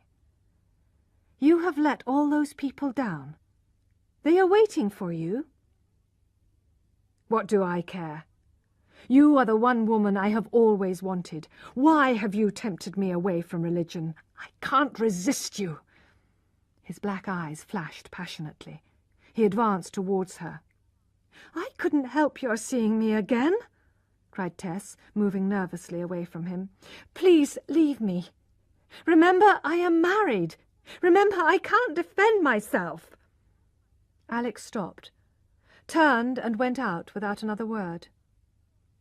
But he went on thinking of Angel's religious logic, as explained by Tess. It seemed to make sense. That clever husband doesn't know that his ideas may lead me back to her. He laughed to himself. In March, the threshing machine came for a day to Flintcomb. It was a huge red machine which ate all the corn the farm workers could feed it. Next to it stood the engine which ran it, and the engineer. He lived in a world of fire and smoke, and was permanently black as if he came from hell. The farmer put Tess next to the threshing machine, so that she had the hardest and most tiring job of all. She had little chance to talk or rest, and at lunchtime was about to start eating, when she noticed d'Urberville approaching. He had changed his parson's clothes, and now looked just like the young gentleman she had first met at Trantridge. "I am here again, you see," he said, smiling at her. "Why do you bother me like this?" she cried. "You trouble me. Your eyes look at me night and day. I can't forget them. Tess, when you told me about that child of ours, my feelings for you became strong again. I have lost interest in religion, and it is your fault." "You have stopped preaching?" asked Tess, shocked. "I have. What a lot of stupid people they are to listen to a preacher anyway, and I am convinced that your wonderful husband's views are better than old Parson Clare's. I don't know how I became so enthusiastic, so now here I am, my love, just as in the old times." "Not like that at all. No, now it's different, she said firmly. Oh, why couldn't you stay religious? Because you've explained your husband's ideas so well to me that I accept them. But seriously, Tess, you need help. I am here, and this husband of yours is not. Come with me. My carriage is waiting the other side of the field. You have tempted me. Now share my life forever. He put an arm round her waist. Tess was red with anger, but said nothing. She picked up a heavy leather glove and hit him in the face with it. It was an action which her ancestors must have often practised. Alec jumped up and wiped the blood from his mouth. "Remember one thing," he said angrily, only just controlling himself as he held her by the shoulders. "Remember, my lady, if you are any man's wife, you are mine. I will have you again. I'll come back for an answer later on." So he left, and the farm workers started the afternoon's threshing. It went on until the evening, as the work had to be finished that day. Tess became more and more exhausted, and was near to fainting when they finally stopped. Alec d'Urberville, who had been waiting for this moment, appeared at her side. "You are so weak," he said, holding her arm. "I've told the farmer he should not use women for work with a threshing machine. It's too hard. I'll walk home with you." "Oh, yes, please do," murmured Tess, too tired to be afraid of him. "You are kind sometimes, and at least you wanted to put right the wrong by offering to marry me." "If I can't marry you, at least I can help you. I have finished with religion, but you must trust me. I have enough money to help your family and make them comfortable." "Have you seen them lately?" asked Tess quickly. "God knows they need help, but no. No, I can take nothing from you, either for them or for me. Please, leave me alone." As soon as she reached her room, she wrote a passionate letter to Angel. "My own husband. I must call you that. I must ask you for help. I have no one else. I am so open to temptation, Angel. I cannot tell you who it is. Can't you come to me now, before anything terrible happens? I know you are far away, but I need help. I know I deserve the punishment you gave me, but please, Angel, please be kind to me. If you would come, I could die in your arms. I live only for you. Don't think I shall be bitter because you left me. I am so lonely without you, my darling. Haven't you ever felt one little bit of your love for me at the dairy? I am the same woman you fell in love with then. The very same. As soon as I met you, the past was dead for me. Can't you see this? How silly I was to trust that you would always love me. I ought to have known I couldn't be so lucky. People say I am still rather pretty, Angel, but I don't care about my looks because you are not here. If you won't come to me, could I come to you? I'm so worried. I'm afraid I may fall into some wicked trap. Save me from what threatens me. Your faithful, heartbroken Tess.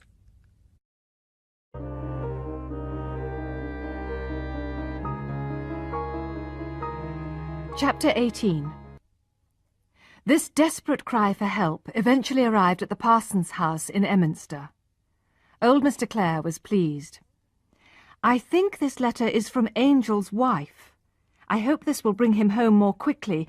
He did say he was planning to come home next month." "Dear boy, I hope he will get home safely," murmured Mrs. Clare. "I still feel he should have gone to university like the other two. He should have had the same chance as them, church or no church." This was the only complaint she ever made to her husband. He too was worried that he had been unfair to Angel. They blamed themselves for this unfortunate marriage. If Angel had studied at Cambridge, he would never have become a farmer and married a country girl. Still, his more recent letters showed that Angel was planning to come home to fetch her.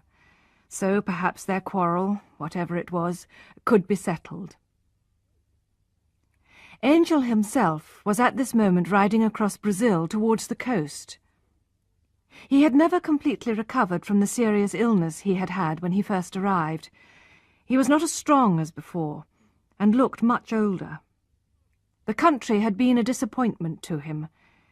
Many farmers had come here from England, hoping to make their fortune, and had died in the fields or on the roads. He knew now he could not farm here. His attitude to life had changed during this time. He began to look again at what was right and wrong. He began to see that a person should be judged not only on what he has done, but also on what he wanted to do. He began to think that he had perhaps been unfair to Tess, and he thought about her with growing affection. He wondered why she had not written. He forgot that he had told her not to write first. He did not realize that she was obeying his orders exactly, although it was breaking her heart. On his journey, he travelled with another Englishman. They were both depressed, and both told each other their problems. The stranger was older and more experienced than Angel. He had a different, more open approach to life. He told Angel clearly that he was wrong in parting from Tess. The next day they got wet in a thunderstorm. The stranger fell ill and died a few days later. Death came as no surprise in that unfriendly land. Claire buried him and continued his journey. The man's words were somehow given greater importance by his unexpected death, and suddenly Claire felt ashamed. Tess had committed no crime. He should believe in her character, and not object to a past action she could not avoid. He remembered the words of Is Hewitt. She would have laid down her life for you. No woman could do more. How she had looked at him on their wedding day, as if he were a god. And during that terrible evening by the fireside, when she told him her story, how desperately sad she had been to realize he might not love her any more. Meanwhile, Tess was not hopeful that Angel would come in answer to her letter. The past had not changed, so he might not change either.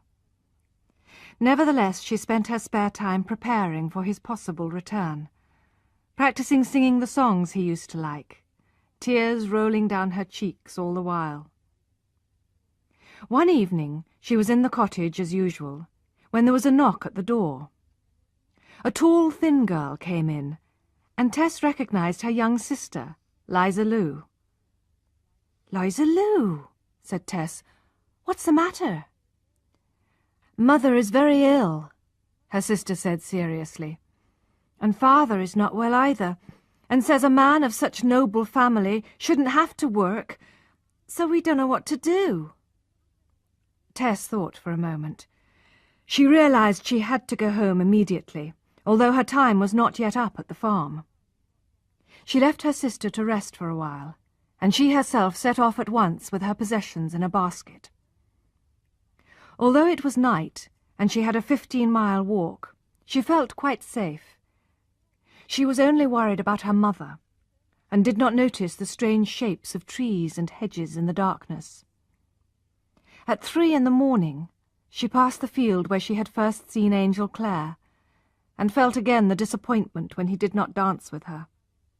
And when she saw the family cottage, it seemed to be part of her body and life, as it always did. She found her mother recovering from her illness, and took over as head of the household. Her father did not seem ill, and had a new plan for earning money. "I'm going to find all the historians round here," he said, "and get them to pay money to keep me going. After all, they pay to look after old ruins, and I'm of historical interest. I think they'll be pleased to do it." Tess did not have time to answer. She nursed her mother, fed the children, and worked in the garden, planting vegetables for next year. She enjoyed working outside among her neighbours. One evening, when it was almost dark, she was digging happily in the vegetable garden some distance from the cottage. It was a clear, fresh night, with smoke blowing about from small fires in the gardens. Suddenly she saw a man's face in the light of a fire. It was d'Urberville. She gasped and stepped back, her face pale. "What are you doing here?" "My dear Tess, I just want to help you, to see you. Have you finished at that farm?" "Yes, I have." "Where are you going next? To join your dear husband?" "Oh, I don't know," she said bitterly. "I have no husband." "That is quite true in one way, but you have a true friend. When you go back to your cottage, you'll see what I've done for you." "Oh, Alec, I wish you wouldn't give me anything. I have enough. I just don't want to live at all." Her tears fell as she started digging again. When she looked round, d'Urberville had left. On her way back, one of her sisters rushed towards her, shouting, "Tess! Tess, Mother is much better, but Father is dead." "But Father was only a little bit ill," said Tess, trying to take in the news.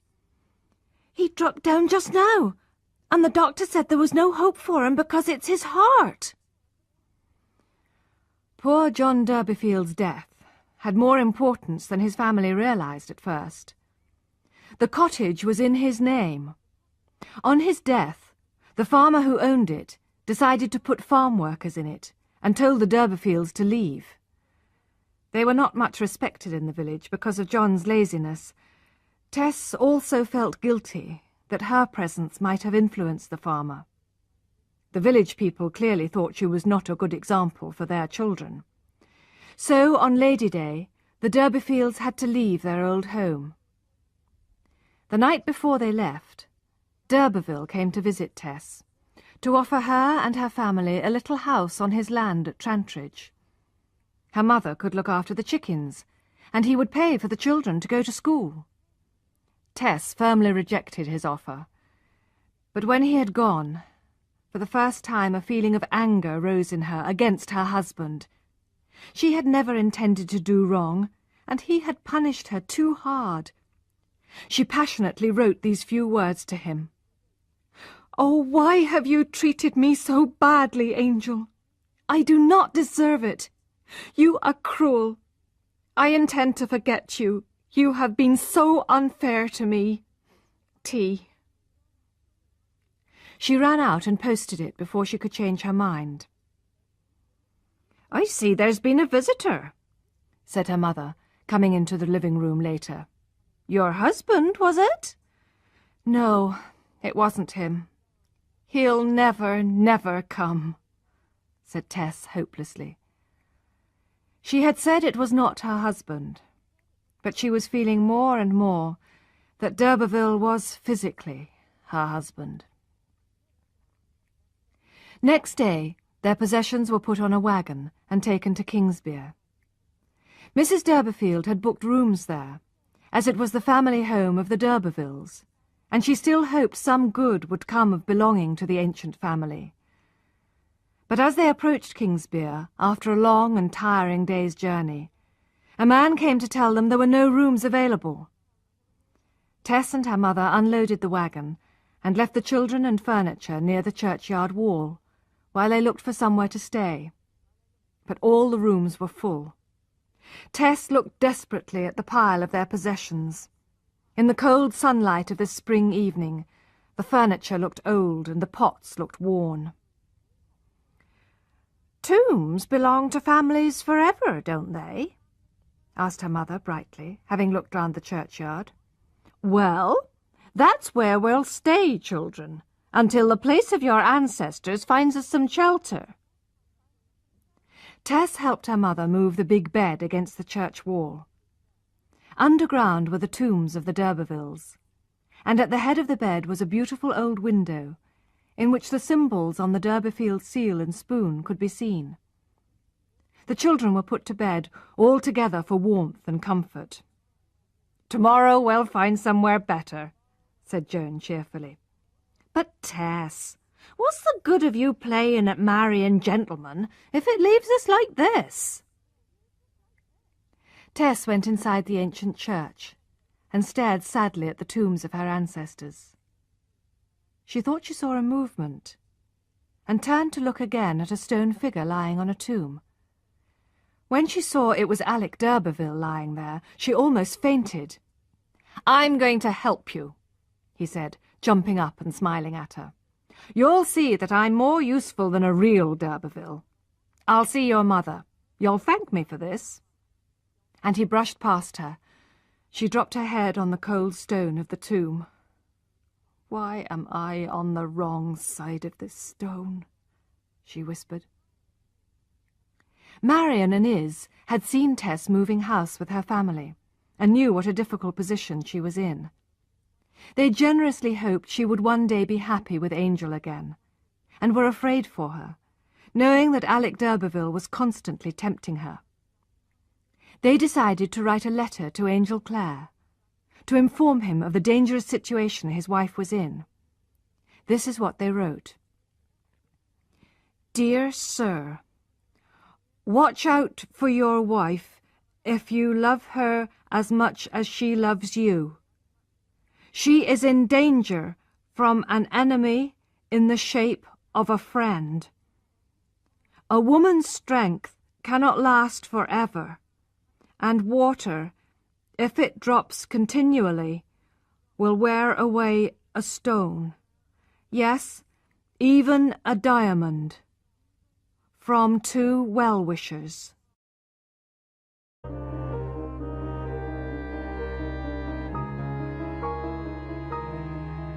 The End.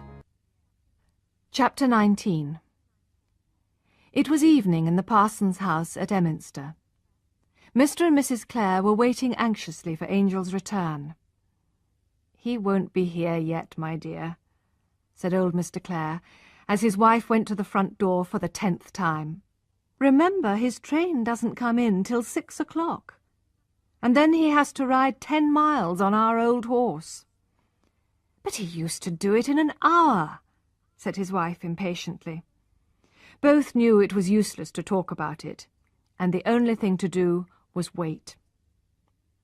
When they heard footsteps, they rushed outside to meet the shape in the darkness. "Oh, my boy, home at last!" cried Mrs. Clare, who at that moment cared no more for Angel's lack of religion than for the dust on his clothes. What woman, in fact, however firm her beliefs, would not sacrifice her religion for her children? Nothing was more important to Mrs. Clare than Angel's happiness. But as soon as they reached the living room, she saw his face clearly in the light of the candles. She gave a cry and turned away in sorrow. "Oh, it's not the Angel who went away." Even his father was shocked to see the change in his son. They would not have recognized him if they had passed him in the street. The cruel climate and hard work had aged him by 20 years. He was like a shadow, thin and bony, with no spring in his step and no enthusiasm in his eyes. "I was ill over there," he said, noticing his parents' concern. He had to sit down, being weak after his journey. "Has any letter come for me?" he asked eagerly. "The last one—" "From your wife?" "Yes. I didn't get it until very recently, as I was travelling. If I had received it earlier, I would have come sooner." They gave him a letter that had been waiting for his arrival. Angel read it rapidly. It was Tess's last letter, short and desperate. "Oh, why have you treated me so badly, Angel? I do not deserve it. You are cruel. I intend to forget you. You have been so unfair to me. tea." "It is all quite true," cried Angel hopelessly, throwing down the letter. "Perhaps you will never take me back." "Angel, don't worry so much about a country girl," said his mother, anxious about her son's state of mind. "You know, I've never told you, but she is actually a descendant of one of the oldest, noblest families in England, a d'Urberville, in fact. And do you know why I left her? How could I be so narrow-minded? I left her because I discovered she was not the pure country girl I thought. She had been seduced by a so-called gentleman, but it wasn't her fault. And I know now that her whole character is honest and faithful. I must get her back." After this outburst, Angel went to bed early and thought about the situation. In Brazil, it had seemed easy to rush straight back into Tess's loving arms whenever he chose to forgive her. However, now he knew she was angry with him for leaving her for so long. He admitted she was right to be angry. So he decided to give her time to think about their relationship, and wrote to her at Marlott instead of going to see her. To his surprise, he received in reply a note from her mother. "Dear Sir, my daughter is not with me at the moment, and I don't know when she'll come back. I will let you know when she does. I cannot tell you where she is staying. We don't live in Marlott any more. Yours, J. Durbeyfield." At first, Claire decided to wait for further information from Tess's mother. But then he reread the letter sent on to him in Brazil, written from Flintcomb Ash. "I live only for you. Don't think I shall be bitter because you left me. I am so lonely without you, my darling. Haven't you ever felt one little bit of your love for me at the dairy? I am the same woman you fell in love with then, the very same. As soon as I met you, the past was dead for me."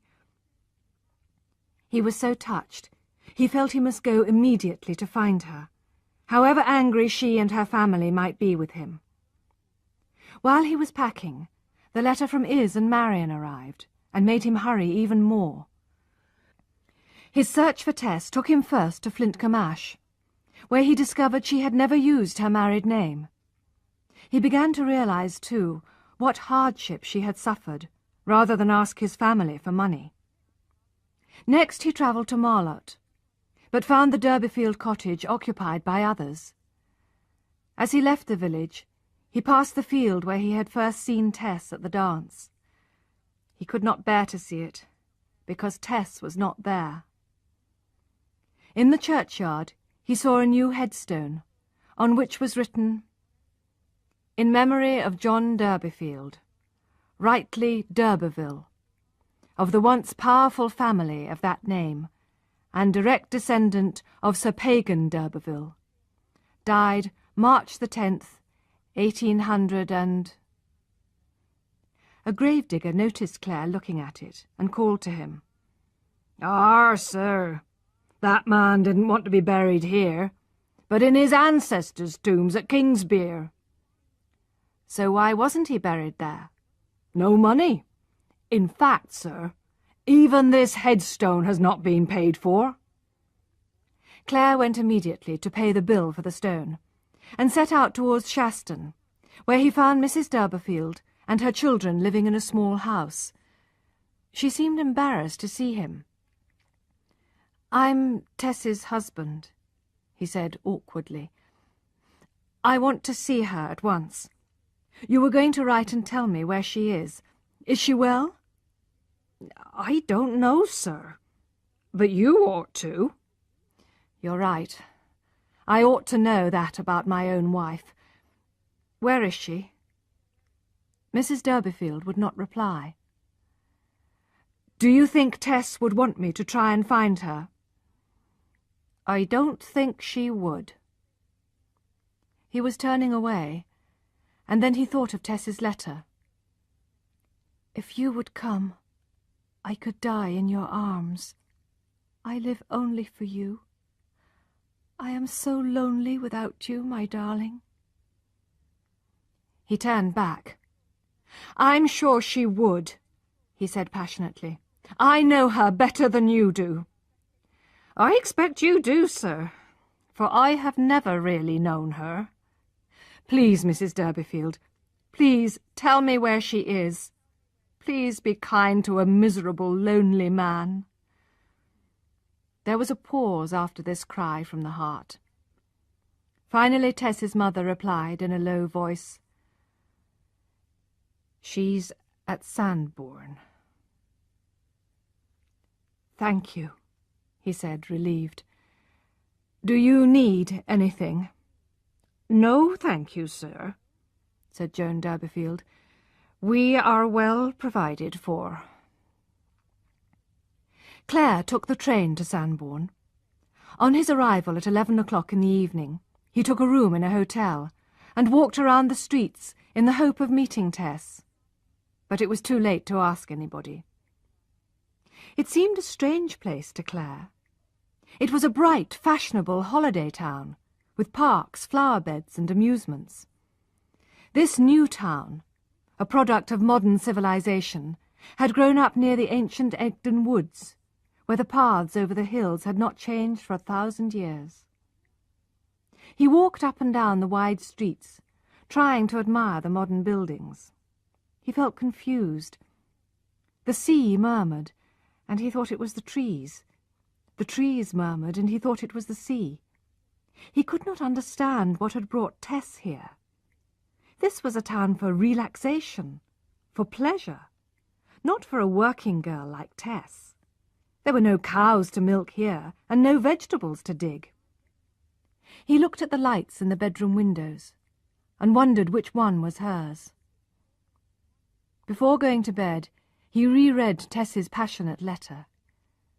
He could not sleep that night. At the post office next morning, they knew nothing of the names of Clare or Durbeyfield. "But there is a name of d'Urberville at Mrs. Brooks," said the postman. "That's it!" cried Clare, pleased to think she had taken her ancestor's name, as he had suggested. He made his way quickly to Mrs. Brooks's house, following the postman's directions. It was a large, impressive house, and he wondered if he should go to the back door, as Tess was probably a servant here. But he rang at the front. Mrs. Brooks herself appeared. "Is Teresa d'Urberville here?" he asked. "Mrs. d'Urberville?" "Yes." He felt pleased that she was known there as a married woman. "Please tell her that a relation wants to see her. Say it's Angel." "Mr. Angel?" "No, just Angel. She'll know." Angel waited in the sitting room, his heart beating painfully. "Whatever will she think of me?" he thought. "I look so different, so much older." He was still weak after his illness. He could hardly stand, and held on to the back of a chair as she entered the room. He was not prepared for what he saw. Tess was wearing fashionable clothes, and looked even more beautiful than he remembered. He had held out his arms, but they fell to his side because she stood still in the doorway. He thought she could not bear his changed appearance. "Tess," he whispered. His voice was low and breaking with emotion. "Can you forgive me for going away? Can't you come to me? Why are you so beautiful?" "It is too late," she said, her voice hard and her eyes shining unnaturally. "I didn't see you as you really were. Please forgive me, Tessie," he begged. "Too late, too late," she said, waving her hand impatiently. "Don't come close, Angel. Keep away." is it that you don't love me, my dear wife, because I've been ill? I've come to find you. My parents will welcome you. I've told them everything. Yes, yes, but it is too late. Every moment seemed like an hour to her. She felt as if she was in a dream, trying to escape, but unable to. Don't you know what has happened? I waited and waited for you, but you didn't come. And I wrote to you, and you didn't come. He kept on saying you would never come back again. And he was very kind to my family. After Father's death, I don't understand. He has won me back to him. Claire stared at her. He saw her fashionable clothes. He saw her relaxed, well-fed body. He saw her white, delicate hands. At last he understood, and fell into a chair as if hit on the head. She continued. He is upstairs. I hate him now, because he told me a lie that you would never return, and you have returned.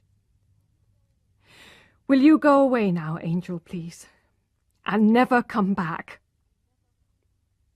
They looked at each other without joy and without hope, desperately wanting to be sheltered from reality. It's my fault, said Claire. But talking did not help. The Tess he had first loved had separated her body from her soul. Her soul remained and would remain faithful to him forever. But what happened to her body no longer interested her after he had rejected it. After a few moments of confused reflection, he realized Tess had left the room. His mind was in a fog. He felt very cold and very ill. Somehow he found himself in the street, walking, although he did not know where. Mrs. Brooks was not usually curious about her guests. She was too interested in the money they paid her to ask many questions. However, Angel Clare's visit to her wealthy guests, Mr. and Mrs. d'Urberville, as she knew them, was unusual enough to interest her. She could hear parts of the conversation between the two lost souls, and when Tess went back upstairs, Mrs. Brooks crept quietly up to listen outside the bedroom door. She heard Tess sobbing, and through the keyhole could see her half lying over the breakfast table. And then my dear husband came home to me, and it's too late, because you persuaded me, you with your fine words, as you did when you seduced me. You told me he would never come back, but he did. And you helped my family, and that's how you persuaded me so cleverly. And when I believed you and came to live with you, he came back. And now I've lost him a second time, and this time forever. He will hate me now. She turned her tear-stained face, and Mrs. Brooks could see how she was suffering. And he's dying. He looks as if he's dying. It will be my fault if he dies. You have destroyed my life and his. I can't bear it. I can't. The man spoke sharply, and after that there was silence. Mrs. Brooks went back downstairs to wait until she was called to take their breakfast away. She could hear Tess moving about, and then saw Tess leave the house, fully dressed in her fashionable clothes. Perhaps Mr. d'Urberville was still asleep, as he did not like getting up early. Mrs. Brooks wondered who this morning's visitor was, and where Mrs. d'Urberville had gone so early. Just then she noticed a mark on the ceiling. It seemed to be spreading. It was red, and when she stood on the table and touched it, it looked like blood. She ran up to listen at the bedroom door again. The dead silence was broken only by a regular drip, drip, drip. She ran wildly out into the street and begged a man she knew to come back with her. Together they hurried upstairs and pushed open the bedroom door. The breakfast lay untouched on the table, but the large knife was missing. They found it in Alec d'Urberville's heart. He lay on the bed, pale, fixed, dead, still bleeding. Soon the news spread all over Sanborn that Mrs. Brooks's guest had been killed by his young wife.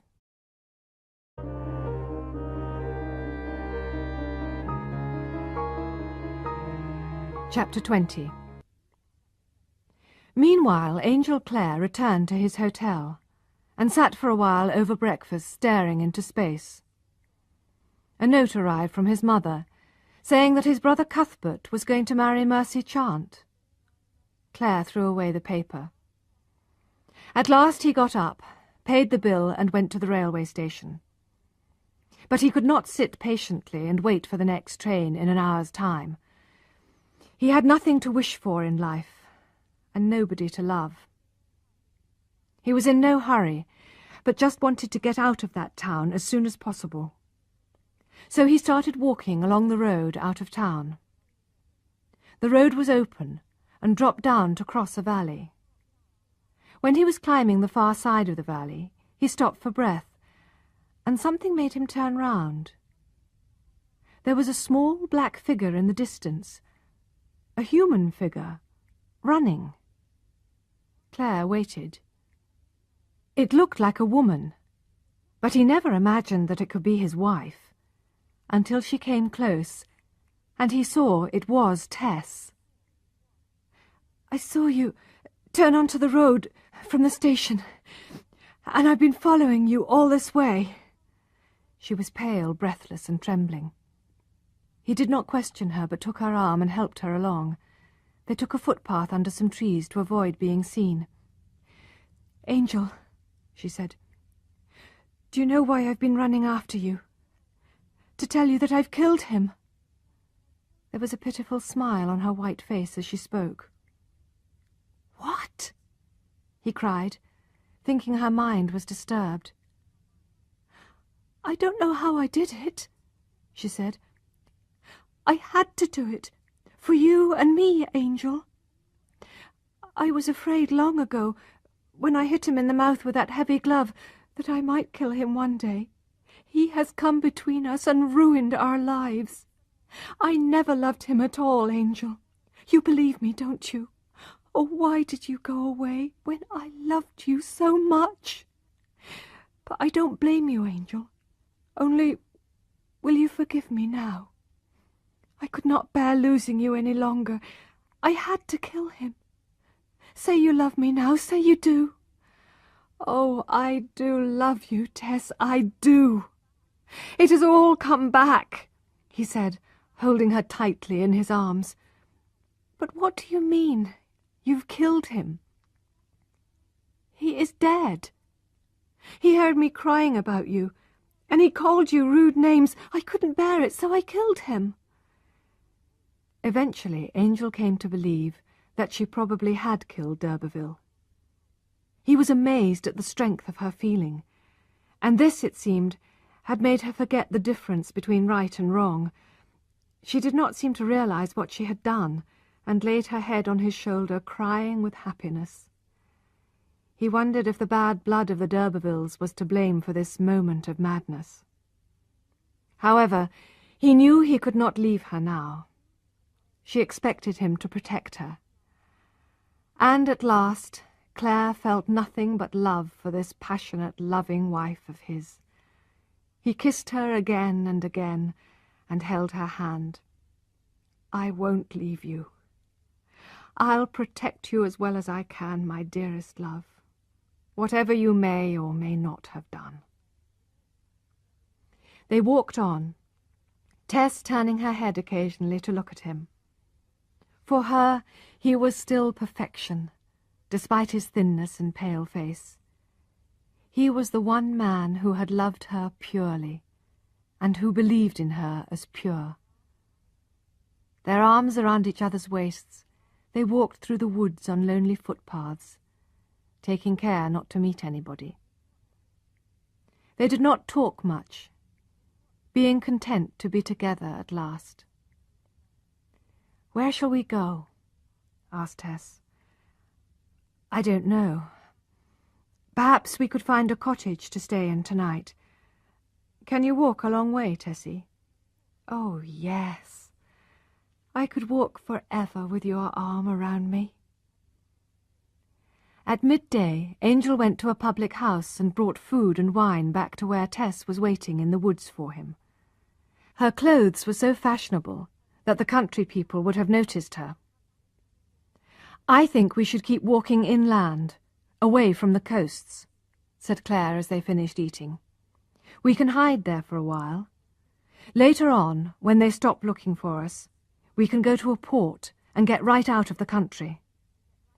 But their plans were vague. They were like two children who think only of the moment. The weather was warm and they enjoyed walking together. However, in the afternoon they did not find any suitable cottages to stay in, and it was too cold to sleep outside. They had walked about 15 miles when they passed a large empty house in the middle of the woods. "All those rooms empty," said Tess, "and we have no shelter." "We can stay the night there," said Claire. "Look, there's a window open. The caretaker probably airs the rooms in the daytime. We can climb in. Nobody will know." And so they did. They chose a bedroom with heavy old-fashioned furniture and a huge old bed. They kept quiet while the caretaker came to shut the windows in the evening. Then the house was theirs. They ate some of the food they had brought and went to bed in total darkness. During the night she told him about his sleepwalking just after their wedding. "You should have told me at the time. Don't think of the past. Think of the present. Tomorrow may mean the end of our happiness." But when tomorrow came, it was wet and foggy. It seemed that the caretaker only came on fine days, so they were alone in the house. They had enough food and wine, and stayed there for the next 5 days. It was the honeymoon they had never had. They had no contact with people, and only noticed changes in the weather. Neither mentioned the depressing period from their wedding day to the present. They lived for the moment, and were completely happy. When Angel suggested leaving their shelter and travelling to a port like Southampton or London, Tess was unwilling. Why put an end to sweetness and happiness? Outside, everything is confused and sad. Here, we are quite content. Angel agreed. Inside was forgiveness and love. Outside was eventual punishment. "And," she said, putting her cheek against his, "I want you to go on loving me. I'm afraid you might reject me one day for what I've done. Then I would rather be dead. I must have been mad to kill him, but I don't want to be alive when you reject me for it." They stayed for one more day, but the caretaker came early that fine sunny morning. She wanted to open the windows in the bedrooms, which she did not usually do, and opened their bedroom door. She saw the young couple lying in the big bed, fast asleep, and hurried away to tell her neighbours. Tess and Angel woke soon after and decided to leave immediately. They dared not stay any longer. When they were in the woods, Tess turned to look at the house. "So much happiness in that house," she whispered. "My life can only be a question of a few weeks. Why couldn't we have stayed there?" "Don't say that, Tess. We'll go northwards and get to a port. They won't find us."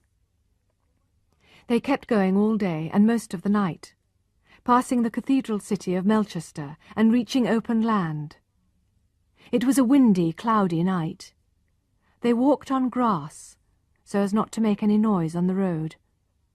They were alone and in darkness. Suddenly Claire almost bumped into a great stone rising up in front of him. Moving forwards carefully, they found other stones, standing tall and black against the night sky. "What on earth is this place?" Claire asked. "Listen!" cried Tess. The wind playing on the huge stones produced a strange tune, like the notes of a great harp.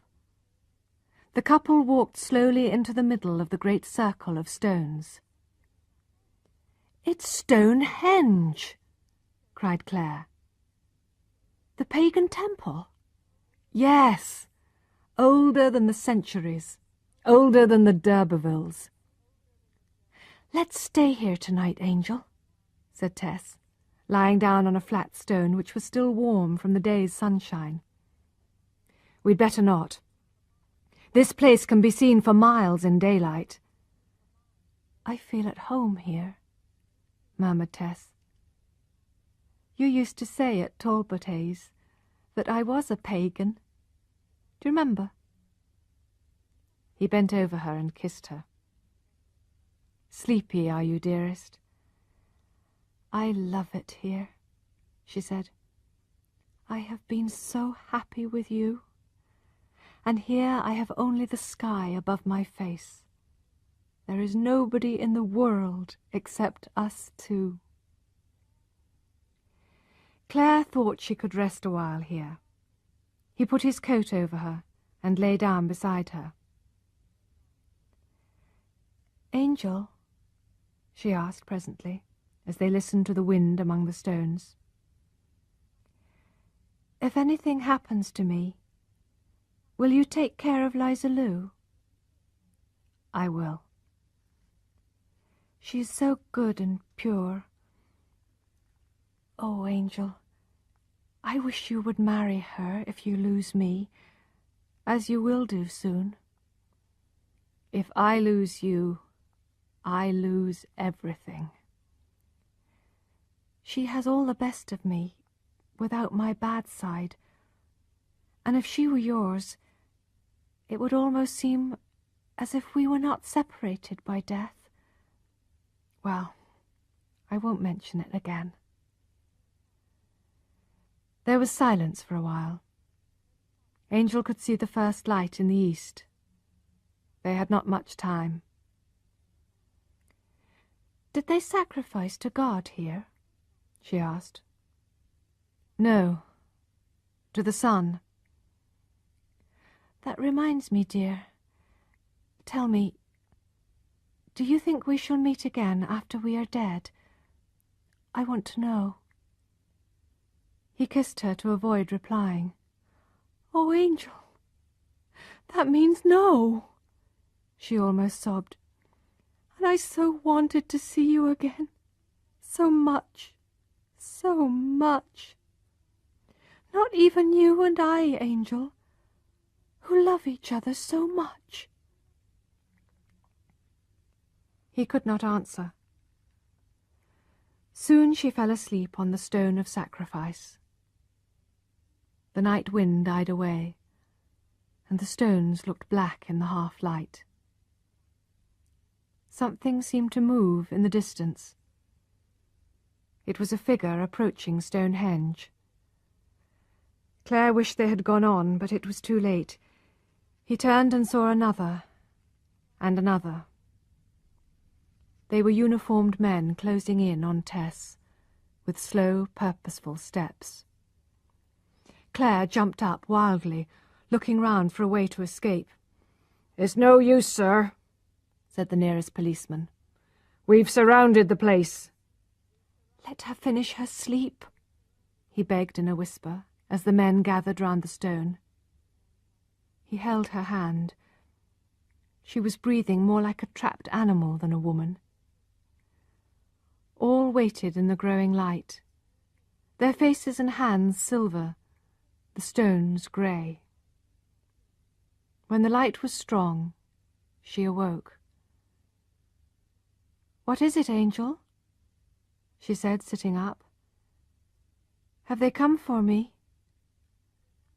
Yes, dearest, they have. That is right. I am almost glad. This happiness could not have lasted. She stood up and went towards the waiting men. I am ready, she said quietly. One July morning, the sun shone on two figures climbing the hill leading out of the fine city of Wintoncester. They were young, but they walked bent in sorrow. One was Angel Clare, the other Tess's younger sister, Liza Lou. Hand in hand with pale, tear-stained faces, they walked in silence. When they reached the top of the hill, they heard the town clocks strike 8. They turned quickly and looked back at the city. They could see the cathedral, the college, and the prison very clearly. A tall post was fixed to the prison tower. A few minutes after 8, as they watched, a black flag moved slowly up the post. The gods had finished playing with Tess. Society had seen justice done. Her d'Urberville ancestors slept on in their tombs uncaring. The two silent watchers dropped to the ground and stayed there without moving for a long time. The flag waved in the wind. As soon as they had strength, they stood up, joined hands again, and continued slowly on their way.